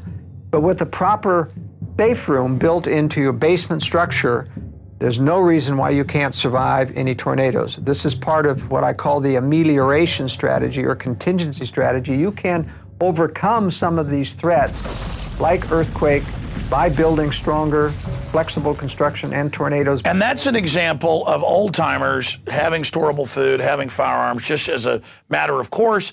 They all had storm cellars, and then, oh, that's stupid to have, so people just wait and get killed now. Things really change. In the past, if there was a threat, people made a preparation for it, and it would double as a cellar for their canned goods or whatever. I remember after our recent interview on Infowars.com that I got an email from someone in California and laughing about our interview, saying, I remember the 60s when my father talked about everyone having a fallout shelter, and he was in the military, and he said, we don't need any of that. That's never going to happen here. And I responded to him, well, just remember, you've been warned when it happens. Not my fault that you weren't prepared. But my point is, if you live in Tornado Alley, like people in North Texas or in Kansas or Missouri or Oklahoma, and you know about the hundreds killed every year, just because you have a storm cellar doesn't mean that you think you're going to be hit. It's just, it's there as a backup. That's right. And the advantage, by the way, of building a secure home in these areas is that when you do a high security safe room in a basement with a concrete cap over it, you can tell the building department, if you're in an area that requires building permits, that this is a storm shelter. You have that excuse. You don't have that excuse in areas where there aren't tornadoes. And so it does allow you to avoid talking about having a high security room. And of course, when we design these, we make sure that we don't design all the details into the plans. You simply put a box in concrete, and you don't put any of the facilities, and you call it storage, or you call it a tornado shelter, and then you put in the detailed equipment, which would make it obvious what its purpose is after the building permit process is through. I want to build a concealed fallout bunker. I recommend that everything be concealed. As I pointed out in my World Affairs brief, Obama's executive order detailing to federal agencies the confiscation of natural resources and foodstuffs in an emergency is based upon the National Defense Production Act of 1950. And even though that commandeering power has been removed and repealed in 2009, it'll be back at some other point at an appropriate crisis. But still in the National Production Act of 1950 is the statement about hoarding. If you are caught storing food or having stored food after it's been declared a scarce resource, you're guilty of a year in jail or a penalty of $10,000 a day. So it is important, my point is, to have concealment, because someday I can guarantee you the government will come to call for your hard-earned stored materials and confiscate them unless you've got them concealed. What about these buried capsules that I've seen, like in movies like The Road, but I know they really sell them, where it's just a hatch and it's basically like a buried gasoline drum type system like they'd have at a gas station underground. You know, you have the hole dug, then you have somebody place it, you cover it up. I mean, just for absolute emergencies. Is that one of the more inexpensive ways?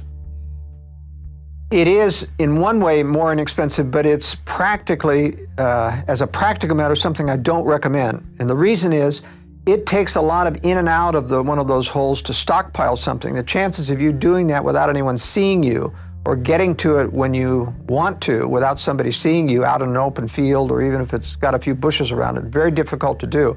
That's why I always recommend, whether it's a concrete cellar, a hidden facility under the house. That's right. Under the house, under a shed, under a barn, so that you can drive into it, unload in privacy, rather than doing something out in the open. Even these self-contained bomb shelters, they call them, and I don't think most people need them because they have all these blast valves. If you need blast valves, you're in a blast zone. Move. Spend the money to move. Yeah, you don't want an armored structure like next door to the military base that's going to be hit by all the I mean, why spend $60,000, $75,000 for an armored shelter that is buriable when you're in a blast zone? If you're in a blast zone, you move. You spend that money to relocate where you don't need the blast valve, you don't need the expensive, and then you can build a regular concrete But again, even structure. if people don't think that there's going to be a staged nuclear attack, the map's all overlay. The population density, all of it, the rural areas for economic collapse, everything, they're the place to be. That's right. But one additional problem with these in-ground type shelters that don't have building over them is you have these vent stacks coming out of the ground, which can be sabotaged. And a lot of people don't understand that a vent is like a microwave conduit communication changer. You can sit there and hear everyone whispering in the smallest tone of voice inside a shelter if you can get close to one of those vents. What about a redoubt built up in the side of a hill, trees in front of it? It can have like ports for guns, all of that. Well, the point is it's still vulnerable because your ventilation shafts are tamperable unless you go to extreme concealment. Couldn't you run them out in front of you? Well, you would still have to have them come out into the air. That means you've got to put them into a hollow stump or something so that it's very difficult to do. It's much easier to disguise it within an existing building. So they go through the building, the vents are in the walls, they come up into the attic spaces where they can't be seen, or they come up through chimney systems so that nobody can get close to them to hear anything that's going on inside. What's a moderate price one versus the high ends you've built? People can build in a basement structure underneath a garage, for example, with a thickened slab, the basic structure for less than $10,000. All right, so the other threads that we talk about in the book, and remember in this section of the book, we're taking each of the threats expansively, talking about how do you ameliorate the threat, et cetera, which states have threats. And then when we get into the state analysis, which is this next section, which is the biggest part of the book, we give you a summary rating for every one of those threats so that you've talked about them in general and crime in general and what the various statistics. And then when you decide, all right, I'm going to consider going to Idaho, what do those threats look like? You have in this book an example of, and let's start with California. Whatever you do, get some food, get some water, learn how to use a firearm, and most importantly, get your mind right, get your heart right with God, and meet like-minded people in your area that understand we're under a private, corporate, tyrannical world government that wants to bankrupt us and wants us in compact cities where they can forcibly inoculate us, take our children, put us in re-education camps. That Army manual 4 months ago got declassified where they call it re-education camps, even using the authoritarian term. First it was 1 billion bullets they bought this year, then 1.2, then 1.4, then 1.6 billion bullets. TSA checkpoints, it's all happening. It's all unfolding, and it's getting worse and worse and worse. The federal courts are ruling they can put cameras in your yard without telling you, without warrants, or police dogs can come break in your house without warrants. I mean, it's crazy. And so we need to get prepared, just like the French resistance did. We need to understand we're dealing with very, very dangerous people, and we may have to go underground if they stage a nuke or something and blame it on domestic groups and try to come arrest everybody. But by admitting how criminal the government is, we may be able to back them off. So we offensively try to wake everybody up and try to politically resist this, but we defensively also have a backup strategy plan. And that's what Strategic Relocation, 3rd edition, the book, and the new film, Strategic Relocation, are all about. Secure your copies at InfoWarsStore.com today. We now return to Strategic Relocation.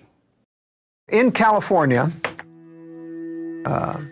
this is an example of how we rate each one of the threats. You go through, and they're delineated here. You have the climate. You have a synopsis of the climate.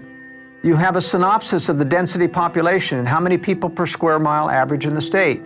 You have a cost of living index, tells you how expensive it is. California is very high. You have a private land availability discussion. So we know how much of the land is private versus federal. Most of your western states have up to 50 to 70% of the land in federal hands. We have a discussion about building codes. These are things that you get in no other analysis. No other book has ever covered this kind of detail. It's a full spectrum breakdown from every angle, no matter where you are. Let's say you got to stay there. It gives you the best areas even in that sub-region. For example, building codes are very important because if you're in a very onerous area with a lot of building codes where they want to know everything about your building, it's very difficult to conceal the secret things that you're going to have because you've got to have some plumbing pipes down there in that secure room. You label it storage, and an intrusive building department starts to say, what's this plumbing for? If you're going to have a bathroom there, you've got to have windows in this area. If you don't have windows, it's not habitable, and we'll come in and inspect to make sure you don't habitate it. They don't have a code. A good code for fallout shelters, and you wouldn't want to declare them anyway. So building code section is very important. Some states actually have counties that don't require building codes. There are some in Texas, there are some in Idaho, there are some in New York that started all this building code in rural areas and rural counties. But I also point out in the building codes section of the book that you want to watch for states that have a uniform statewide building code. That means no matter how rural, the county is required to have a building code and a building department. If you don't have a statewide code, then most counties are able to say, we're not going to do that. And basically, that's Agenda 21. It's global, standardized coding, and you find out in these states that do that, it's federal, but really that's international. That's exactly right. So then we talk about food production. What's the length of the growing season? How capable are you versus altitude, soil, and other things? The health environment. We talk about pollution, the water quality. Talk about traffic. Just nobody has all of this criteria in their analysis of the competing books. What the traffic are in the key metros, because that really affects your ability to get out of Dodge when you need to. We give a political rating, how liberal, how conservative the state is. We talk about taxes. We give a synopsis. There's a whole chapter on taxes. Which are the no income tax states? What are the income tax rates? What are the overall spending of the states? Some states spend double per capita that other states do, like New Jersey is one of the worst states. And so we give a rating on taxes. We give a corruption rating. And this was very difficult to ferret out, to research. Very difficult because most corruption is concealed. But we were able to ferret out some pretty good corruption ratings for each state. We give crime ratings on the state. Personal liberty ratings, we rate it from 1 to 5. California is low. We give a gun liberty rating. California is terrible.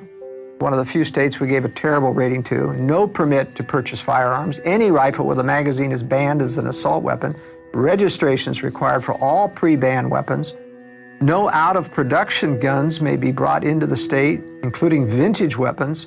It has a may issue, effectively a no issue concealed weapons permit from the sheriff's office, and no recognition of other state concealed weapons permits. That's the kind of detail that is really helpful in picking a state when you want to. Talk about a death trap, though. I mean, Southern California, if things unravel in any way, it is going to look like absolute hell.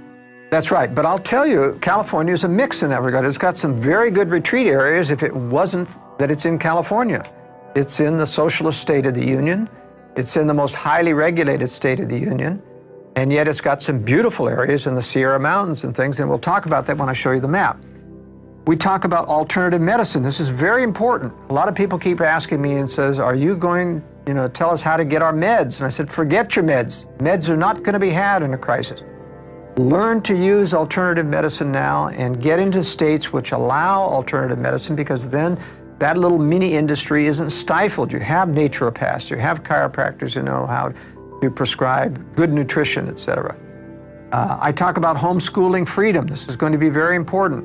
Another thing on alternative medicine you need to be aware of is that hospitals someday are going to become a screening, filtering mechanism to screen out homeschoolers, screen out people who believe in discipline, because they already admit that. They say it's going to be the new tyranny to enforce all the surveillance. And vaccinations and those, and it's very deadly. California just passed a law where they vaccinate kids without parental consent. I mean, that's like red alert exodus. And so what I'm saying is alternative medicine and lay midwifery freedom in a state is very important, because the ability to have children outside of a hospital with a trained lay midwife is very important to avoiding the trap, the stamp of, You know, we have known stories of women who have said, I don't want vaccines. They take their baby away to the nursery and they come back, oh, we forgot we vaccinated your child. Or they try to have CPS take them. And that's what's so amazing is how deep the tyranny's already gotten. And someday there's going to be a litmus test whether or not they'll give your baby back from the nursery. You've got to sign that you don't believe in cruel and unusual discipline like spanking, you know, that you'll have them vaccinated. And they won't give your baby unless you sign on the dotted line. So someday I believe that freedom-loving people are going to have to stay out of the public schools. They should be out of them already, frankly. And they're going to have to stay out of the hospital system. And that means learning to be healthy, learning alternative medicine, good nutrition. Well, I think it's important to exodus the major cities to create communities of liberty and freedom already. I mean, why wait? Why wait for the threat of biological weapons or collapse? We should be getting the hell out of here to begin with. But realistically, a lot of people still have to stay close enough to live. A lot of people don't have the liberty of husband and wife. It takes at least a full-time job for a husband and wife to teach at home.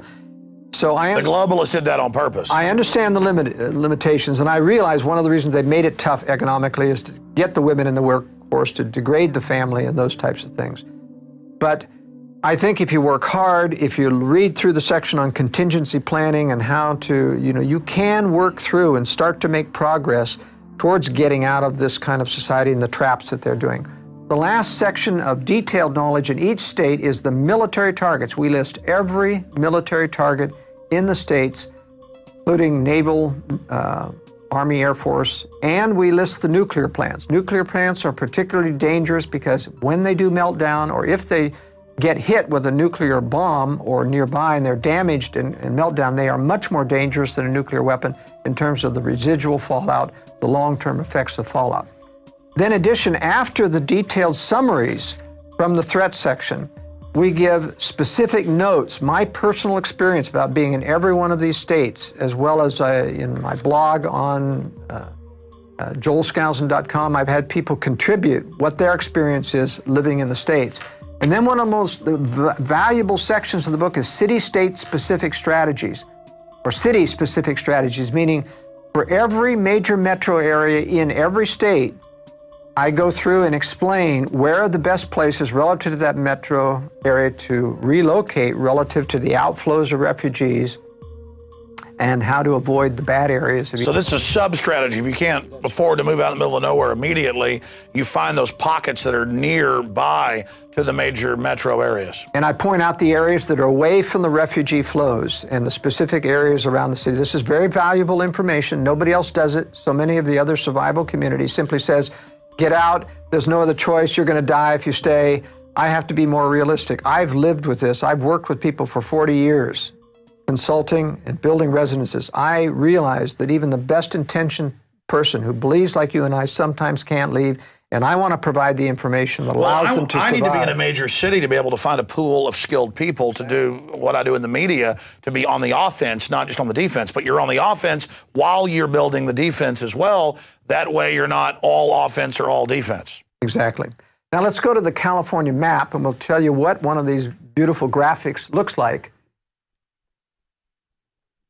I show in each of these graphics the nuclear targets in the adjoining states as well as within the state itself.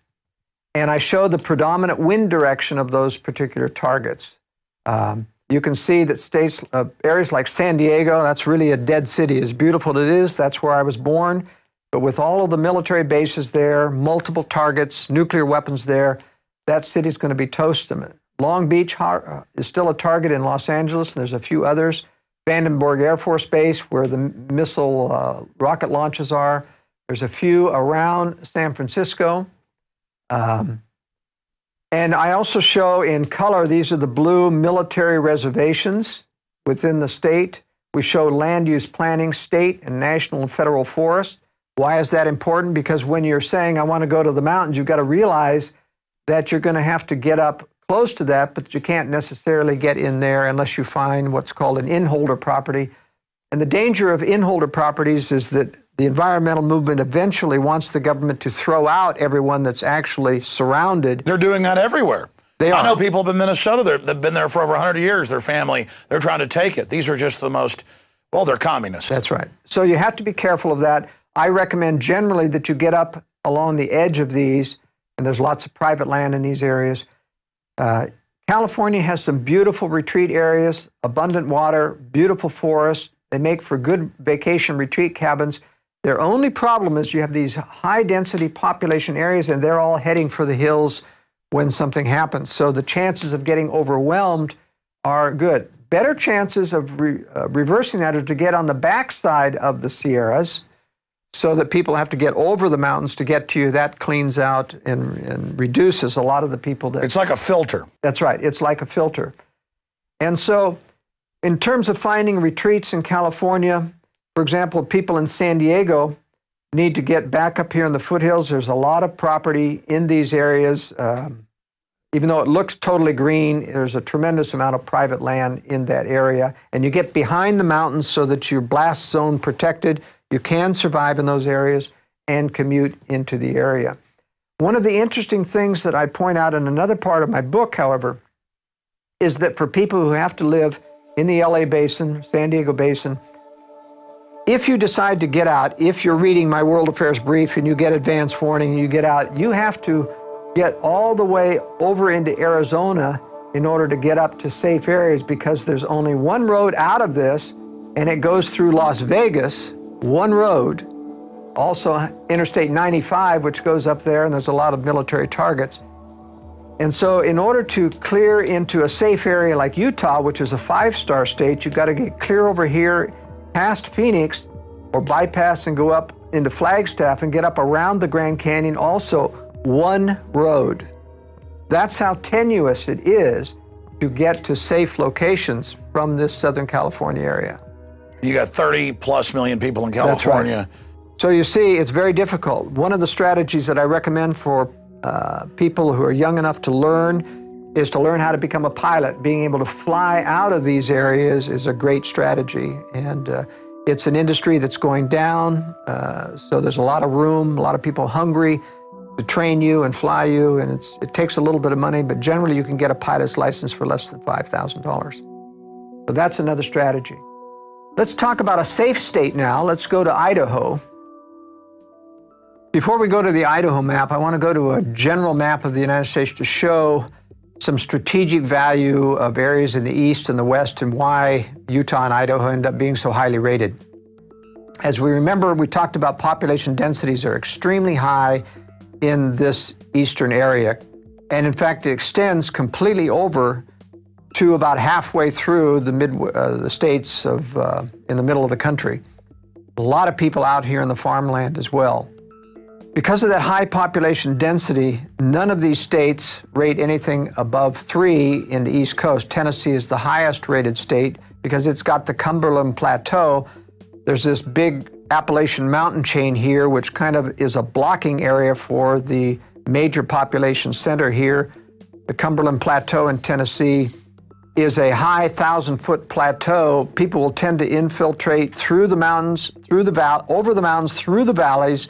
And when they get into the Tennessee valleys, they're very tempting to stay in the valleys. Nobody wants to climb up a 1,000-foot plateau where there's not a lot of people. That's one of the reasons why this is very good. For the Northeast, they need there's this northeast region of the wooded areas of Maine, New Hampshire, and Vermont, and upstate New York. Those are the only safe areas. The problem strategically is that once you retreat up there, you're stuck. If it becomes untenable, you can't get back west because these population flows will flow this way and cut off any retreat unless you go up through Canada, if one wants to try to get further west if this becomes untenable. The major refugee flows coming out of the East Coast will be in this population area here. They'll head out through Philadelphia, Pennsylvania. Some will go north along that. Some will go south this way, trying to avoid the mountains. And that's why we give a lower rating to the southeast states, Mississippi, Alabama, and Georgia. They'll also have all of the refugees flowing out of Florida. This is a 0-rated state as well because it's untenable for survival of this amount of population, and most people will tend to flee south and then west towards Louisiana and Texas. So that's going to make Louisiana, Mississippi, Alabama a disaster zone. Right. The only good areas that I recommend in these southeastern areas are the northern hill country and mountainous areas. The Ozarks of Arkansas are a good area, southern Missouri, That's the primary destination. Yeah, a lot of elites Midwest. are building bunkers in that area. That's right, they are. The great advantage that the West has, the far West, now these are your troubled areas here where your population densities are, but centering around Salt Lake City, for example, even though this is not a recommended area itself, and you can see there's a military target in Hill Air Force Base as well as the new NSA computer center, data center there, which makes another additional target. The greatness of the Intermountain West is that you're surrounded by 500 miles of mountains or deserts that keep people from Denver, Los Angeles, San Francisco, or Seattle from getting across those deserts without gasoline, electricity, and other infrastructure. You're not going to walk across those things, I can guarantee you. It has a huge filter. It's a huge filter, and that's why this is the safest zone here in the West. What's the sweet spots? Where do you live? All right. I live in Utah here, and south of this zone here, which I consider the southern and central part of Utah safer than the north because you're cut off from this area here. How is the gorgeous areas around Monument Valley down here in the south? Yes, these are all the red rock country of Utah, and the beauty of red rock country is that they're desert, there's very few people. You can survive. The mountains provide the reservoirs of water. There are rivers coming out of all of those mountains, and if you can get water, even though it cannot sustain a great deal of population in these areas, you want that to be a filter. You want people to think, I'm not going to Utah because there's no water. Well, there is water for those that are already there. And there are high altitude mountains for retreat cabins, which become very inaccessible in excess of 7,000 to 10,000 feet, where you can get up where very few people can hike and get to. And they're forested here.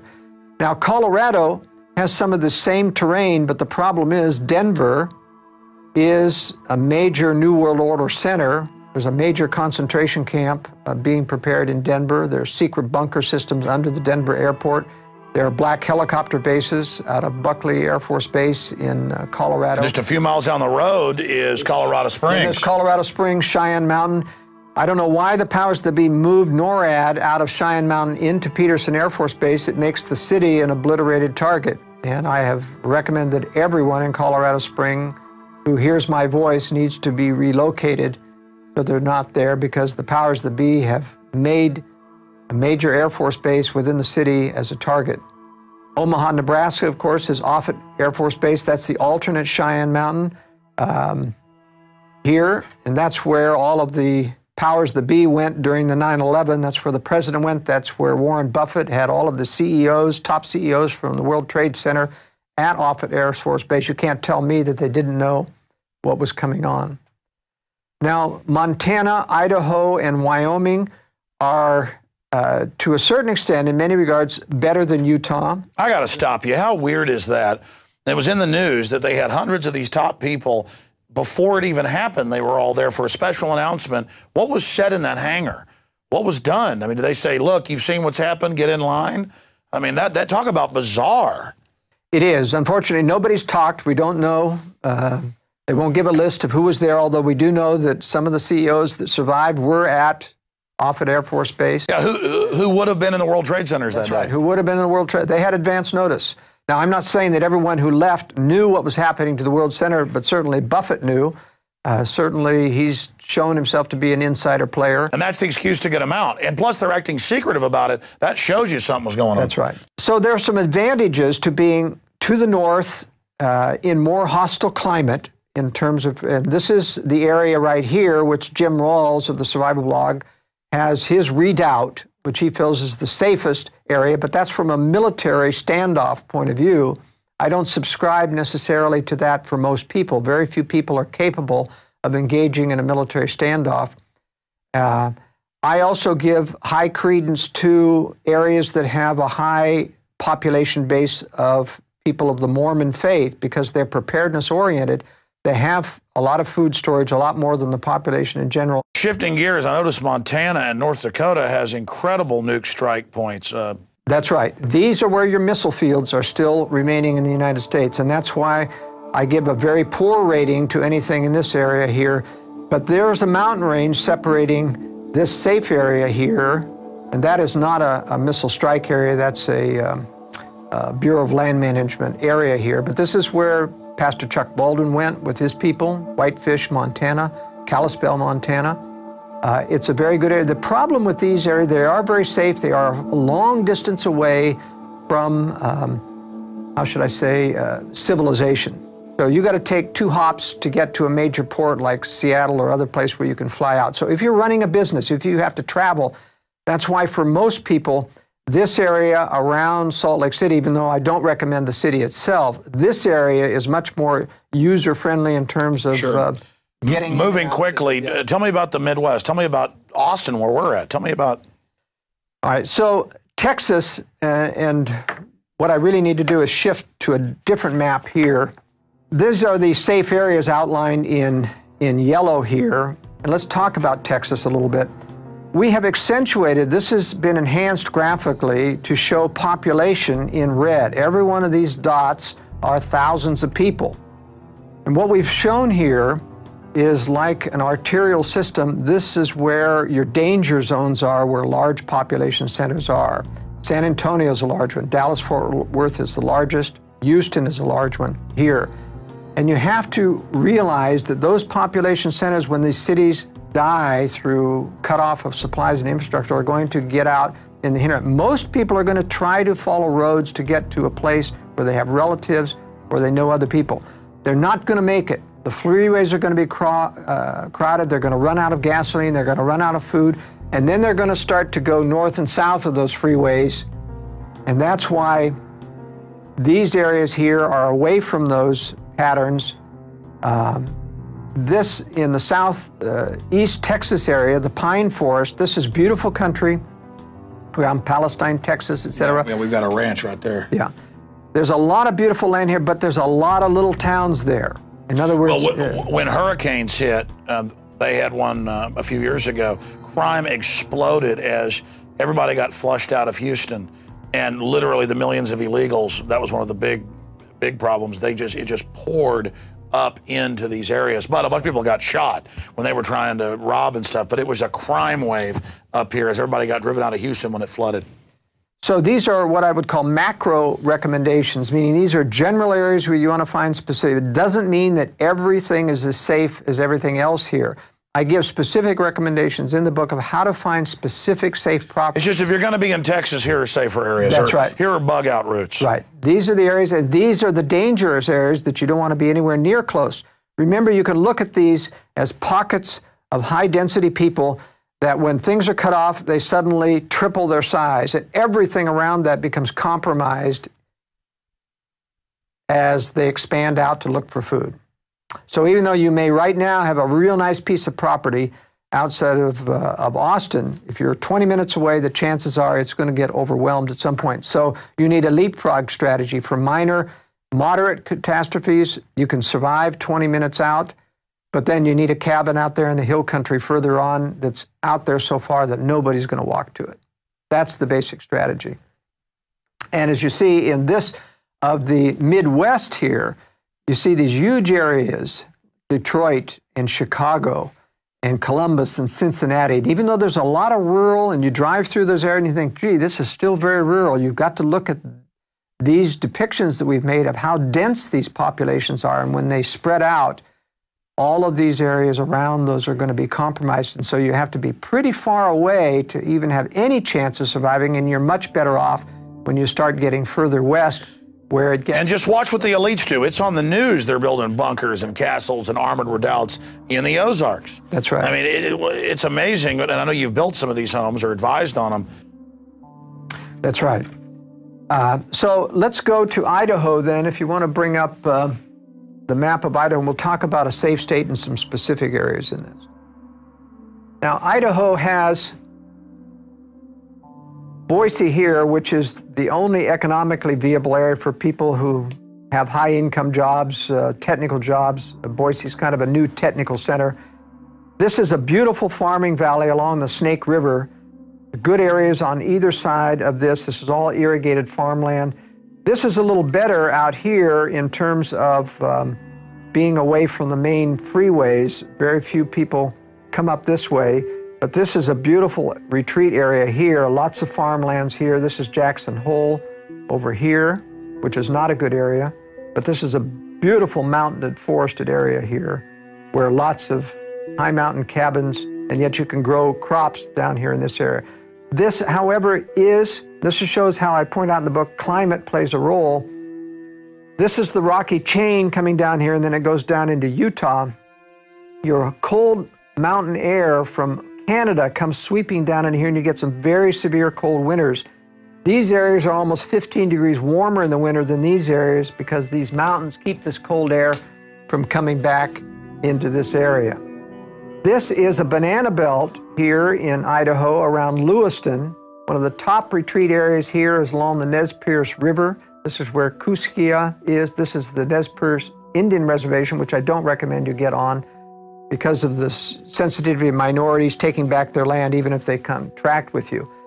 But here you get Columbia River, moist northwest air. You get trees growing down at the 2,500 foot level, conifer trees, whereas here in the high mountain and in Utah, you don't get conifers up till 6,000 feet. It takes snow to melt to grow conifers.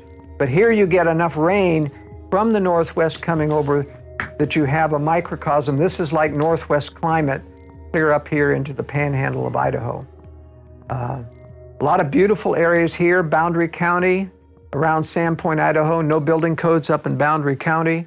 This is where Hayden Lake is, where the Aryan Nation was. They have been rooted out. This was a government operation of playing like they were neo-Nazis. They had hired Pastor Butler to run that organization, but they're cleared out now and gone. So this is healing.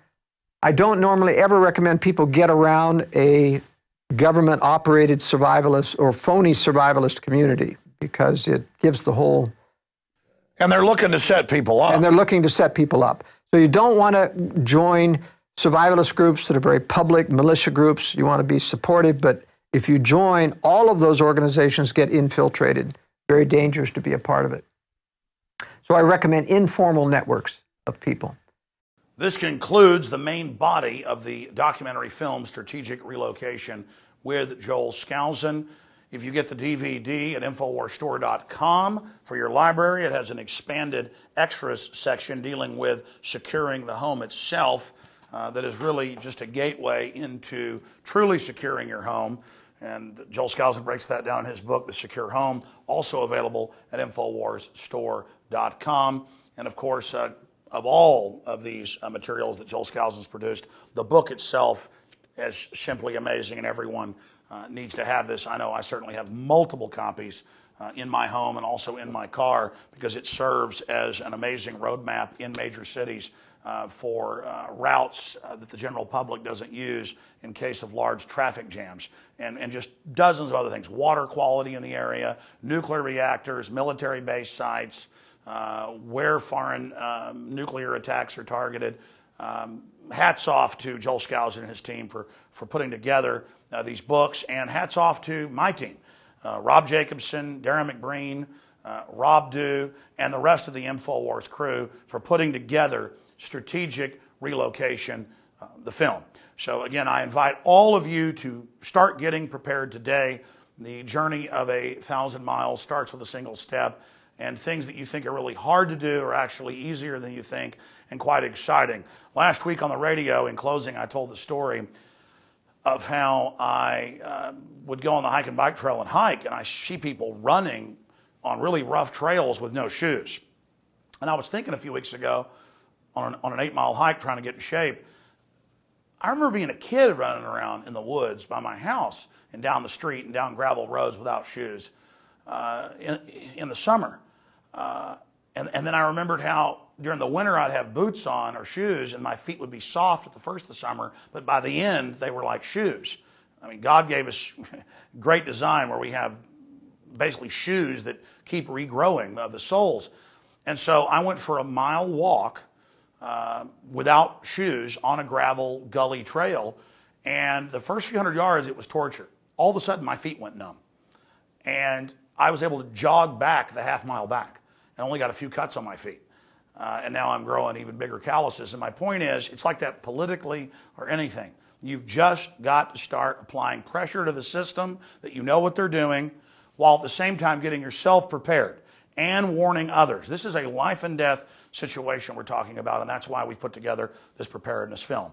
I'm Alex Jones signing off for the Infowars.com team. Please use the internet and this information while it's still here. The system is moving towards curtailing free speech, not just here, but worldwide.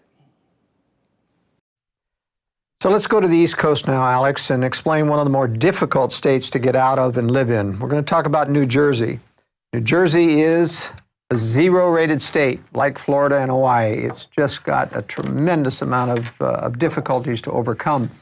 It isn't to say there aren't some nice rural farm areas in New Jersey, but New Jersey has the problem that it's backed up by all of this population center, Staten Island, Manhattan, and everybody's going out through Jersey even to get up towards New York.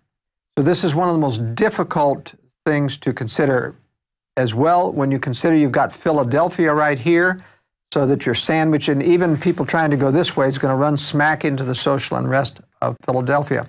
Going down south in terms of retreats is a problem because you've got this Delaware River coming up here. You're cut off except for a few bridges. There's nothing worse than trying to retreat and having millions of people come down there and get stuck at a bridge where nobody can get across. So I have taken time in the book to give a very specific example of how you plan if you have to live in New York and you're living in a suburb of Newark, for example, of how to get out of this area and how carefully you have to plan. I'm going to switch to this larger map now to indicate how to do this. This is Newark, Manhattan here, Staten Island.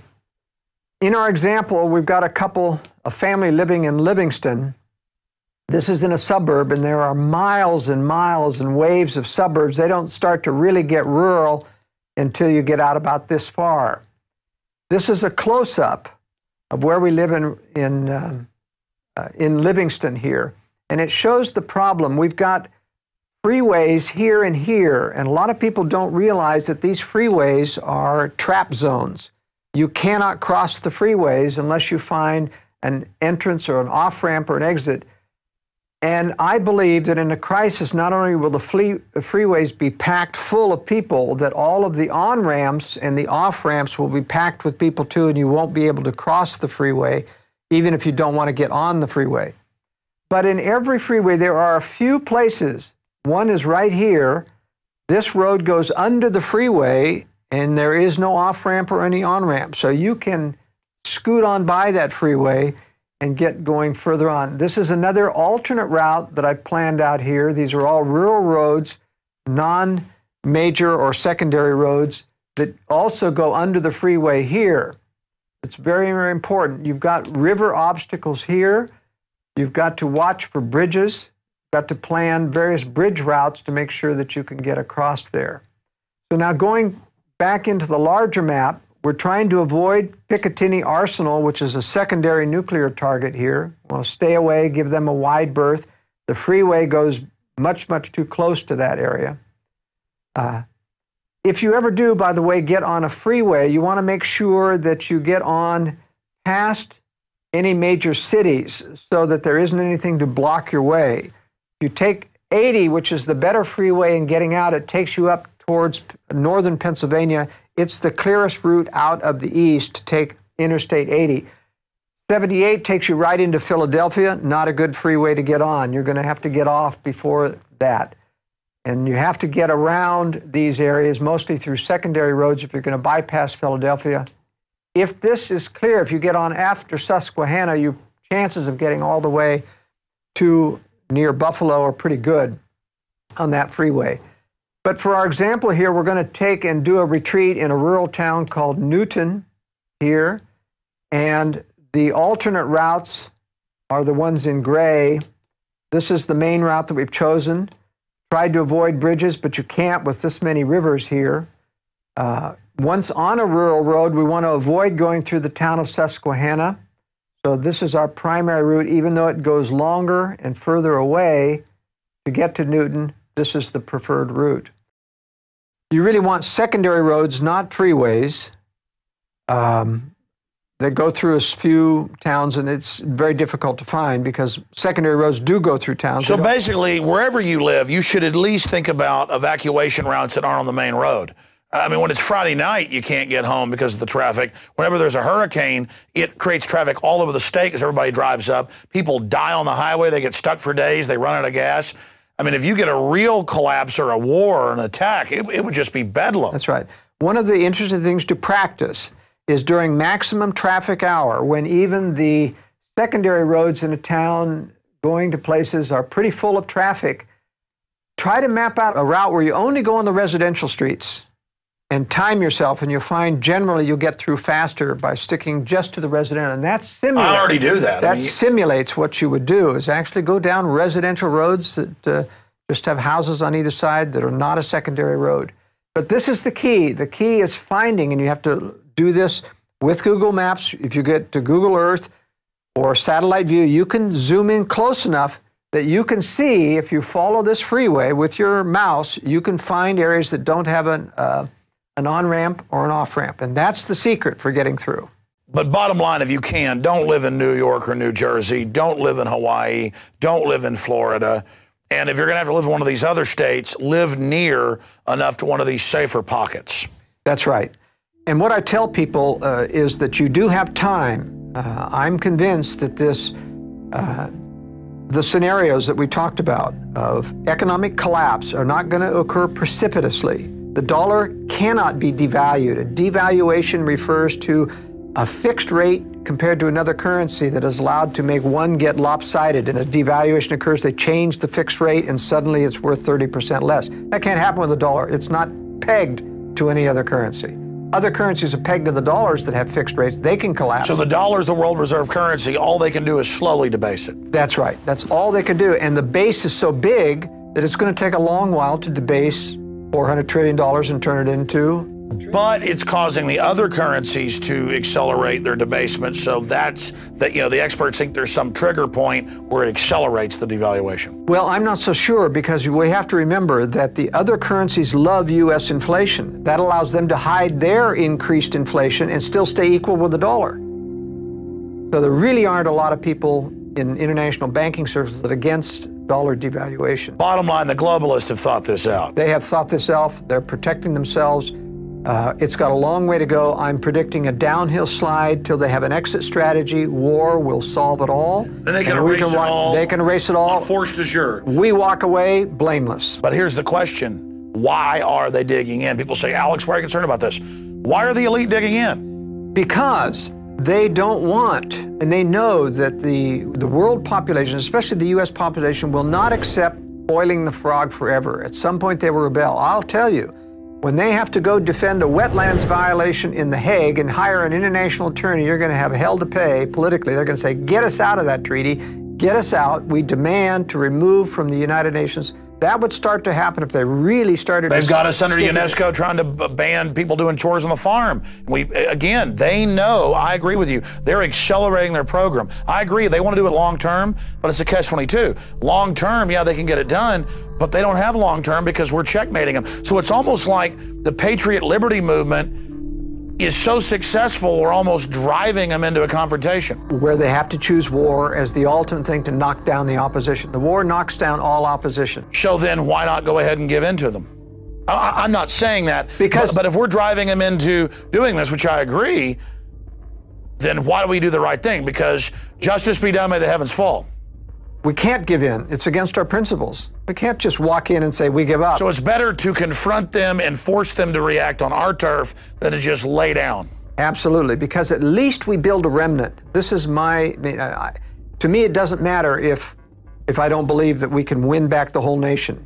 My purpose is to do what's right, convert as many people as possible, leave the rest up to the Lord, create a remnant, and out of that remnant, He can inspire them to band together to build liberty anew. But I believe personally that we'll build liberty anew in pockets, not as an entire nation. A nation has to go through tribulation, retribution, collapse and fall before it rises again. And it starts like the U.S. did, as a pocket. You can't reform London. You couldn't reform England. They tried. for nearly 100 years. But you create the pockets on common sense and biblical principles, and then it expands again. That's right. We have no other colonies. There's no more Americas to discover, but there are out-of-the-way wilderness places. It's like rediscovering freedom, colonies of freedom. That's right. And we're going to build colonies of freedom around the world, and most of them are going to be in the United States because that's where most of the freedom, educated, loving But they'll people have are. such success that it will then become an example. Instead of America now being this model of evil, did you see where the communist Chinese used the NDAA as an excuse to pass a similar law? Yes, yes. I mean, now America's gone from the light on the hill to this dark light. And in fact, the Russians themselves have increased their sophistication about the use of conspiracy and feigning weakness through watching the American globalists do it to us. And in fact, that's what Russia Today, RT television, is focusing its attention on American conservatives. American conservatives keep thinking, wow, we got a television station that tells the truth. Well, they're not telling the truth because they like us. They know that it will foment division, and they hope to capitalize on that someday. But these KGB disinformation outfits are not our friend, even though they tell the truth a good portion of the time. I've noticed they let me on RT America that's just focused here. They do not have That's me. right. They do not have me on the big global one that's actually on broadcast TV in Europe. Watson says, because I have guys that work for me over in England, or they contract for me over there writing articles, great minds, and they say, yeah, this is on broadcast TV here. It's not just on cable, but that's the big RT. But they'll have me on to talk about it here, but it's compartmentalized. That's right. Absolutely. So my message to your audience here today is prepare wisely in advance. I've got plenty of information about doing contingency planning, that you don't have to make the leap before you're ready, but do it wisely, prepare stages. There's dozens of strategies that people can implement successfully, evade these problems, get out of town when you need to, but they need to read the book. They do. And the book, ladies and gentlemen, is available at Infowars.com.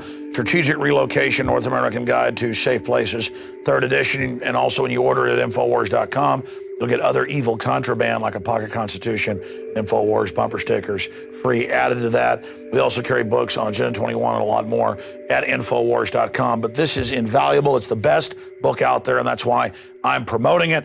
I also hope you'll get copies of this DVD presentation and give it to everyone you know, so they'll at least start the process of thinking about protecting themselves, because the government can't and won't protect you.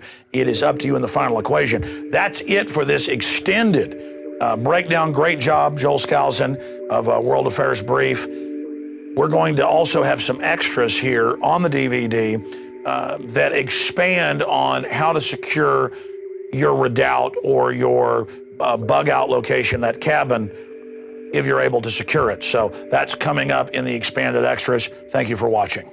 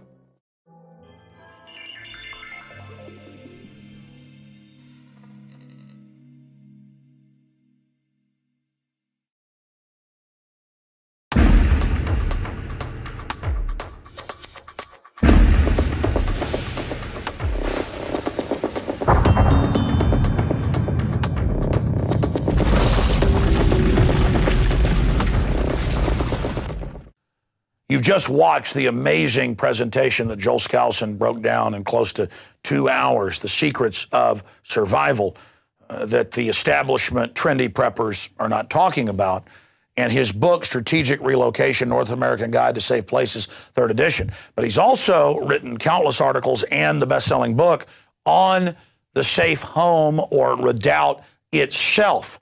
So I wanted, in the extras of this DVD, to expand into that with Joel, and also maybe get him to talk about some of his fighter pilot stories in the last 30 seconds. Joel, thanks for, again, staying extra to talk about this. I know you didn't come to talk about this today, but it's so important. Once you actually find that cabin out in the woods, and you find that location that, conforms to your deep research that people couldn't learn in 50 years, what do you do? Just some basics, just the top 10 hits of what people do once they have that location. A good question, Alex. The book I've written on the subject is 700 pages, big as a telephone book, called The Secure Home. And in that, I detail all of the strategies about securing a home, from remodeling to a complete bulletproof structure. You've got the full choice. Not that I recommend that everybody has to do that. Some of these strategies are very expensive. But let's talk about the basics that everybody can do, whether they build a house or buy a cabin, how to remodel it for security. The most important thing that a person can do in the long term is to have a safe room.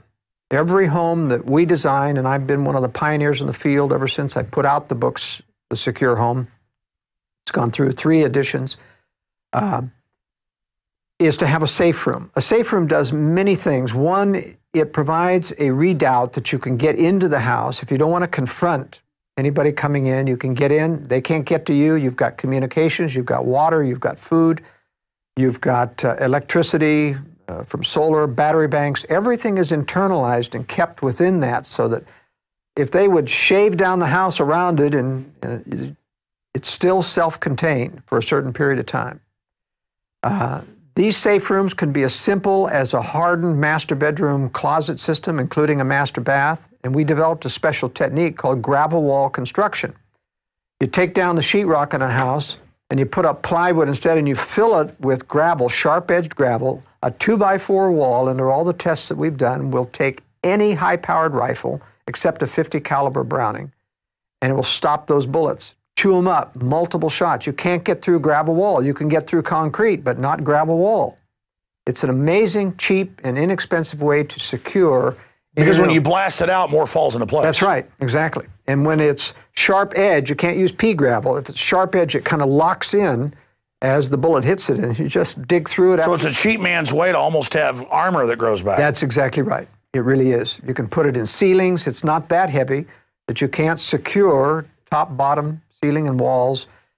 Then one of the strategies that I recommend in terms of security is stop the ease at which people can get into the home.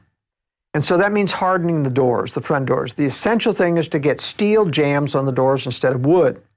So you want a steel utility door. If you want a fancy looking door, you can overlay it with wood and make it look like an overlay door. But you want a steel door. And you can even, we've developed a principle where you can bulletproof a steel utility door. Now, there's only one manufacturer that we've been able to find that you can do this with. It's a door by Dean Steel Doors out of San Antonio, pretty close to you. They're the only doors where the steel plate on either side is interlocked physically. So if you strip out the insulation, by taking off the top one, strip out the insulation, you can fill that door with gravel, and it becomes bulletproof to every handgun known to man. Not rifle bullets, but at least it's bulletproof to handguns. Weighs heavy, use ball bearing hinges, put that in a steel jam, 14 gauge steel, and you've got yourself nearly a vault door for about 1/5 the price. That's a real hint. So once you've secured the outside of the doors, the windows become the vulnerable spot. Can't get in the doors, they go to the windows.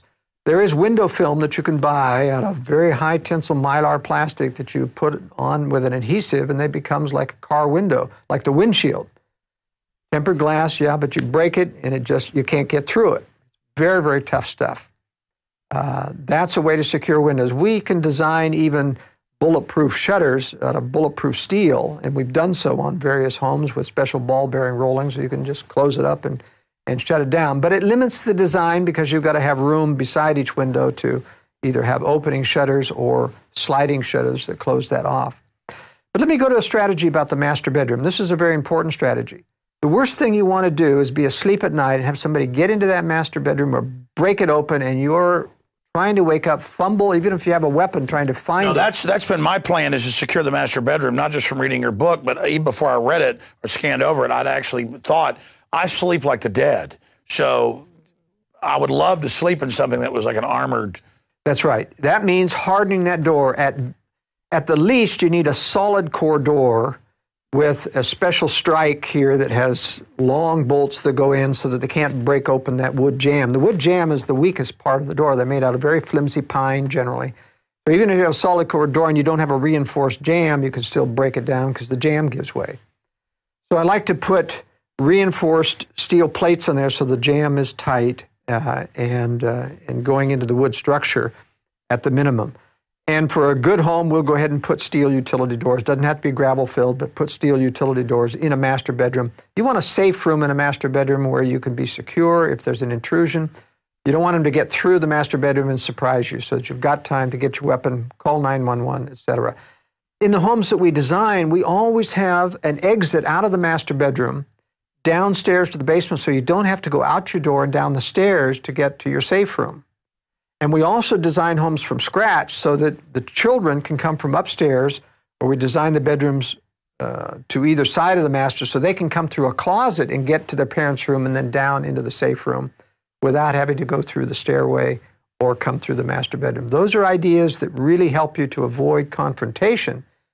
Even if you're armed, you don't have to confront if you can avoid. And I don't hear you mention dogs. Are dogs any good? Oh, yes. Dogs are very, very good. When I come in at night, I mean, not that they're even vicious, but the French bulldogs immediately bark. Absolutely.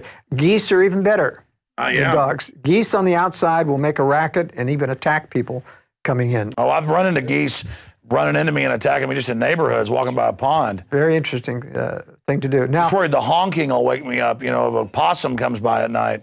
That's right. So there's a lot that you can do in terms of security systems as well. We've designed everything from hundreds to thousands of dollars security system where everything is integrated into an iPad or a computer screen whereby you can touch screens where you can bring up the cameras and see what's going on. You can press buttons to lock doors. Isn't that what's important is just basic stuff like motion sensing lights around your fence perimeter? Yeah, the basics are good. Motion sensing lights are very important. They're going to have false alarms, but at least it doesn't wake you up with a screaming siren, etc. The nice thing I like is to have, and a lot of cheap cameras on the market now, you don't have to have the real I mean, there are sophisticated cameras. There are not only tilt, pan, and zoom cameras, but there's automatic tracking software now that actually measure all the pixels, and when it sees something moving, changing the pixels, it picks it up, starts to track it, and the camera alerts you with a button. You can pick it up on screen. This is really good stuff. But even the cheaper stuff, like an Elk security system, has iPad or iPhone apps that you can download for very inexpensively that remotely, over the internet, over your phone, you can bring up your cameras, you can look at what's going on in your house. Very, very inexpensive. Well, I've got that just so that when I'm out of town, I can see what's going on. Yeah. So this stuff is available. That's fun when you're like, you know, in New York or something doing work. You can just like dial in and see what's going on at my house. It really is. Now, one of the problems with retreat cabins is the safety and the security. You don't want to have to retreat to a cabin and find out that it's been broken into 6 months ago and all your stuff is gone. So we implement quite a few strategies to harden cabins. One of the interesting things, if you do an A-frame or some type of cabin where you reduce the window side, you can actually use a winch, an electric winch, and tilt up the decks that you have on an A-frame and close in so that nobody can get to your window walls or your doors. Makes a very inexpensive way to close up a cabin. Window security, of course, is your weak spot in cabin. It is worth it, even if you don't use expensive tempered steel or bulletproof steel, to actually just use quarter-inch steel plates that you can either close up, lock on the inside, to deter people from breaking into a cabin. Sure. Well, statistics, as you know, show they go after an easy target. That's right. They look for the easy target. What about stuff like this always-at-home TV stuff, where it looks like a TV's always on? Do things like that do anything? They do, but if you're a lone cabin in the woods, they're going to be suspicious of that. And they can easily determine that it's just a TV on or the radio. It helps. If you're in a neighborhood, those things really help because they said, no, let's go to next door. You know, it's very easy to pick another target. I've also heard people are coming out with systems like when somebody does break in, there's an automatic thing that announces on a speaker the police have been called. Does that do anything? Yeah, that's effective. But generally, if they're out in the boonies, they know, hey, they're a half an hour away. They just leisurely go through and clean you out anyway. It's okay if you're in a subdivision where the police could be very, very nearby, but it doesn't work in a cabin. What does work is high decibel sound. You can actually drive somebody, break their eardrums with some of this high decibel deterrent. So put those giant sirens or bullhorns up in the attic, and it's like, meh, They can't get to it. It makes it very, but their sound's loud enough they'll make them nauseous. So there's some very good stuff on the market. Well, I've got that rig. You can also have. It's just screaming loud. Yeah, there are also automatic dispensers of tear gas or pepper spray, which can make it virtually unlivable. That's a good idea. Yeah. So the problem is, though, you get home later, don't hit the button right, and like that's hitting you. Well, you have to be careful, and you have to clean up after some of those things. Otherwise, you're always getting pepper spray in your eyes. But ultimately, what I recommend is when you have concealed safe rooms, even if the cabin gets broken, before you leave, you can put everything of value into that safe room, lock it up, conceal it, and nobody can find it. And we've got some real interesting concealment techniques about just people don't even think that that's how you'd get into something. I don't want you to give away the magician's secret, but I mean, what's some of the older stuff you don't do anymore? Well, we use all the good ideas. I mean, besides the science of developing secret latches and things, which is really an art, so that people don't know what kind of latching mechanism to get out, even if they see that. Well, what about out by, if somebody has a pool, out by the pool compressor equipment, just having something that looks like, a box or something with water hoses in it, and it pops up, and that's a... Yeah, oftentimes we'll use a phony air conditioning compressor unit that tilts, and it's an entrance or an exit. It's very important in a safe room to have an auxiliary exit, either a tunnel going out or what we call a sand trap exit, which is essentially you come out at a low hole in the wall and you get out inside a series of window wells that are stacked on one another so that you're outside the shelter, and you have a collapsible door mechanism that you bring down and the dirt falls in, you climb out, put it back up and cover it over and be on your way. It's important to have an exit. I like tunnels that go out a little bit further, though, or something that comes up underneath a deck so that you can look out and see if anybody's around before you make your exit. But tunnels also have the advantage of giving you an alternate air supply should somebody torch the house over you. The kind of safe rooms that we develop are fireproof so that the house can burn down around you, but it's a problem sometimes of getting smoke inhalation down there, and you want an alternate entrance of smoke that's away from the fire and a place to get out should it become unsafe. Sure, you don't want it to become a trap, like you're going into a tomb. That's right. Amazing. We'll have to have you back just to get into this in more detail. But at the end here, tell me the story you were telling me off air before we started taping tonight about the nighttime carrier landing. Well, carrier aviation is the toughest kind of aviation there is, and it can be darn right harrowing because you're rocketing towards a ship, and in heavy weather, that tail of the ship is going up and down 20 or 30 feet, and you've got a range of about 10 to 15 feet to grab a wire. And so when that tail, usually they cancel operations, but sometimes storms come up and they have to land people anyway, or what they call bingo them to land. So I was in carrier training once, and I was training in I was the last class to fly the old F9 Cougar. Now, this is the old centrifugal flow turbine. All the new modern jets have fast spooling axial turbines, very narrow jet engines. Push the throttle, zoom, they're just up to speed immediately. The old centrifugal, 3 feet around, big disc that's compressing air like a big fan turbine. And you throw that throttle to the firewall and you can count 10 before it spools up fully. So these airplanes were notorious for what they would call hanging up. You'd push the throttle forward and turbine wouldn't do anything, and it might catch eventually. But when you're doing a carrier landing, you see you're watching this, what they call the meatball, this little light that turns red when you get low, and it's green when you're right on, and it turns yellow when you're high. So here I was doing my carrier qualifications in this F9 Cougar and coming in on the 10th pass, after doing some very, very good passes. And all of a sudden, I'm starting to go a little bit low, started to see the ball head down in between the green and the red, and I started to add power, nothing, add a little power. LSO is sitting there, he's got a radio and he's watching your airplane. Power, he says, power. Put on some power, he was really yelling at me because I was going low. And finally, it responded, but I was below the carrier deck at that time. And it finally responded, and I popped up over it. I couldn't land, of course, because it was a botched approach. Flew out over the carrier. I didn't realize that when you're looking at death in the eye and you're wondering what's going to happen, because I could eject, even though I could eject, I was worried about where would I put this airplane? How many people would I kill?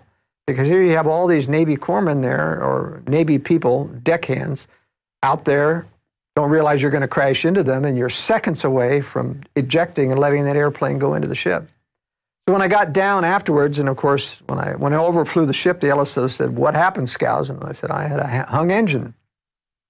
Finally took off, and so he had me come around and land again and get out of the airplane. They parked it, and I had to ride the ship home. So when I was on the ship, I got to see the cameras of what the crew is. And in the ready room, you know, we have what's called vultures row. Everybody's sitting around watching how people are doing on their landings and laughing about people making mistakes. So I'd done very well up to that point. So I was coming around for this 10th try, and they see me coming down, and everybody was yelling, "Power, Skousen, power." And then they see me disappear. You can't see me on the camera. It's gone. The airplane's gone. They thought it was all over. And all of a sudden, you see this airplane climb up over the edge of the ship into the camera's view and go off, and everybody cheers, you know. And I thought, man, that was really close. But that's good, because I guarantee you the globalists, they would just be ejecting. They would have just chickened out and never even pulled it up, or wouldn't have been thinking about who they were going to kill. I'll guarantee you that. Well, anyway, naval aviation's fun. It's sometimes very hair-raising. Soon it'll all just be drones. That's right. That's a whole other danger point with the globalists. They're going to be in control of everything. And then there's no pilot up there to get nervous feelings about attacking civilians. It's all done by drones. No conscience anymore. No conscience anymore. They really want a technocratic system. Yeah. We better beat them soon. Joel, thank you so much. Pleasure, Alex. Great job, folks. The book is Strategic Relocation, North American Guide to Safe Places. This is a well-worn copy here with the notes all over it. Get yours at Infowars.com and start thinking about being prepared. You know the parable of the grasshopper and the ant. The ants, they store the food. The grasshoppers don't. They die in the winter. So we hope this winter doesn't come, this long, dark winter, but it looks like it is coming. Get prepared today. I'm Alex Jones signing off for Infowars.com.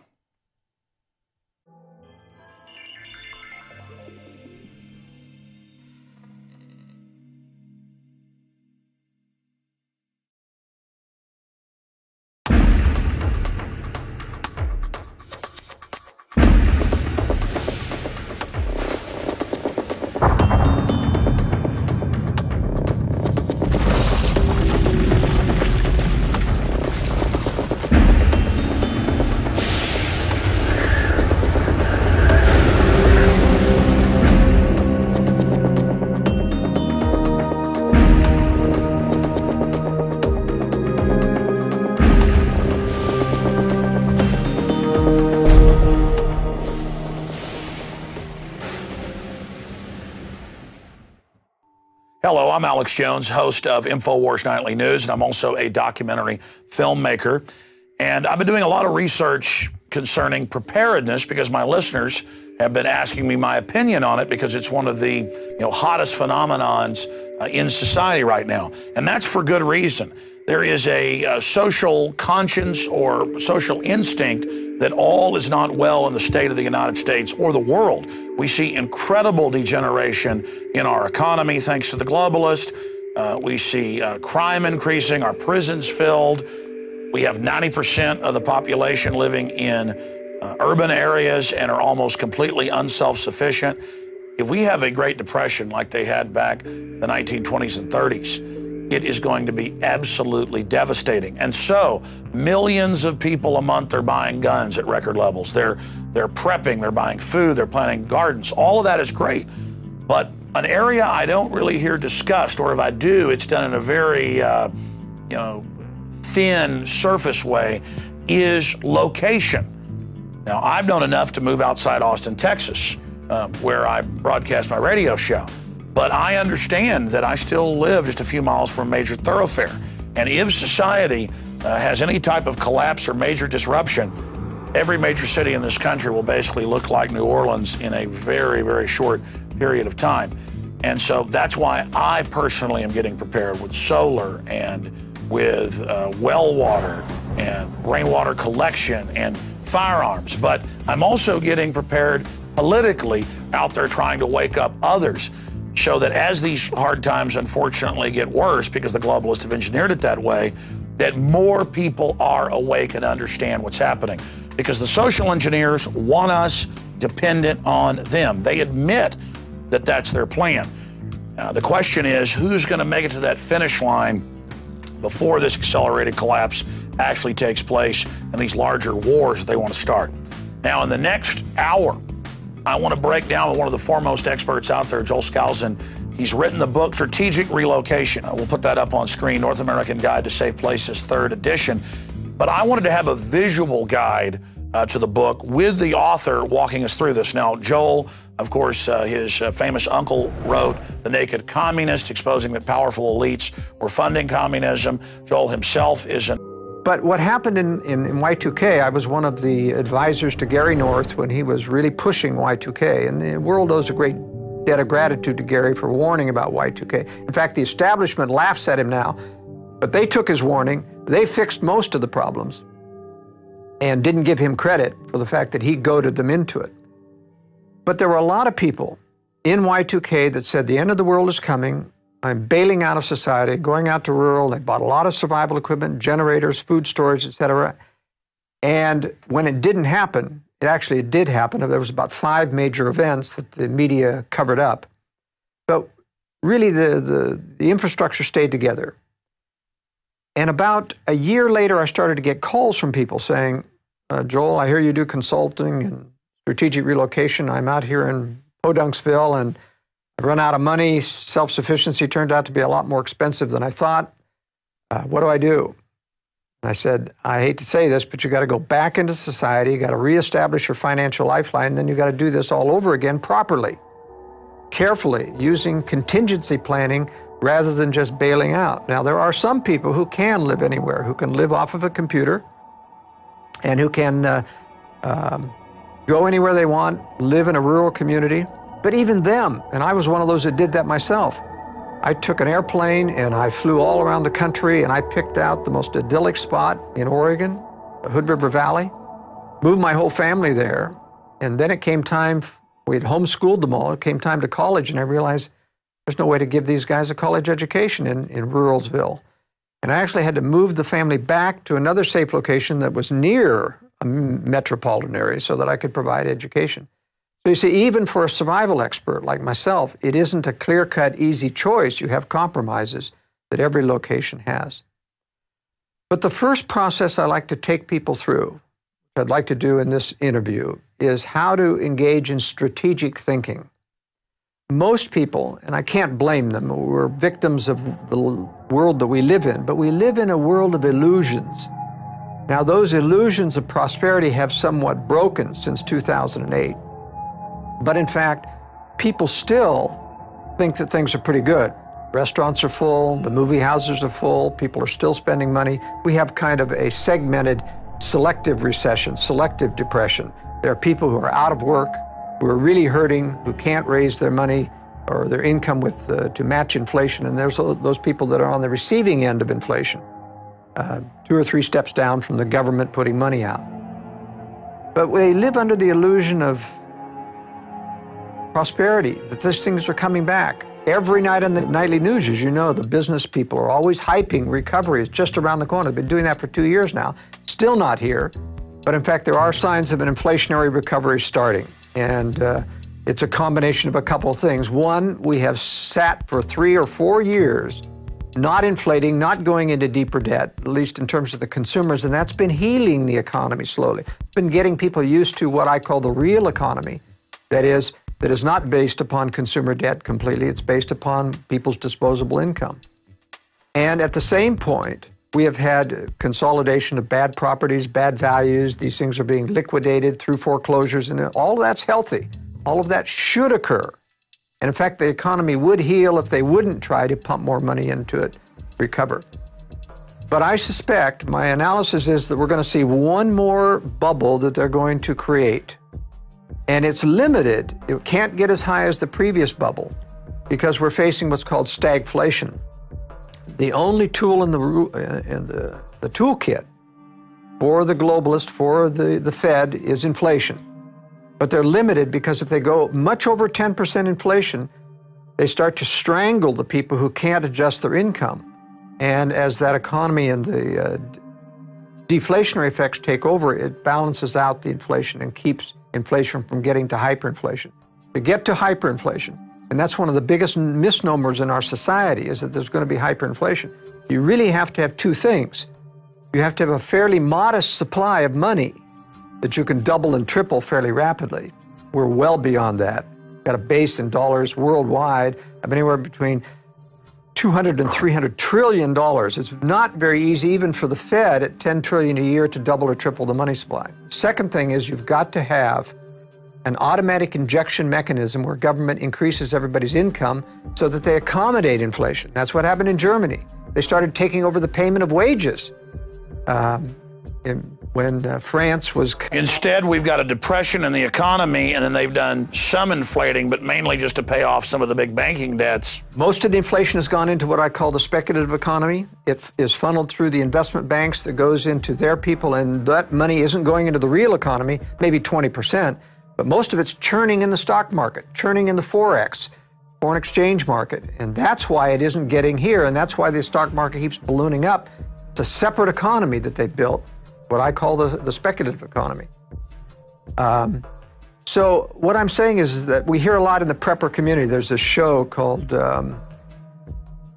Doomsday Preppers. And of course, it's hyping ridiculousness and poking fun. But there are some legitimate people in here who have done a tremendous job at preparing. But I have to chuckle a little bit when I've seen some of the shows because of the reasons they give. Almost 90% of those on Doomsday Preppers think there's an absolute total economic collapse coming within 9 months. And even though fundamentals, Austrian economics would say that has to happen or it's true, they underestimate the powers that be who have these power to create and control money, banks, and the press. And new mini bubbles. That's right. They underestimate the power of the powers that be to keep this economy floating by adjusting the rate of inflation, balancing inflation versus depression. Sure, it's a slow, rotting slide. That's what the globalists admit they want. They don't want big events that could wake up too many people. Exactly. But that brings up my next question for you, then I want to get into the presentation that's so important here. Why do you think then so many more people are getting ready? Well, part of it is that they don't understand the nature of the conspiracy. They don't understand that there is a great, powerful force, not only to take down liberty, which is what their agenda is, but to make sure that they don't get the blame for it. So they're going to use, they blame it on everyone else. They blame it on the free market. They blame it on business cycle. It's not the business, it's the monetary cycle created by the Fed. And ultimately, these people are going to escape blame because they're planning a war for us, a third world war, a nuclear war, which in fact will wipe out a great deal of the financial centers and let them to walk away and say, it wasn't our fault. What's the strategy on the Arab Spring and putting Al-Qaeda and Al-Qaeda Light into Libya and all these other countries? The big agenda on that is a little bit complex, if you'll bear with me.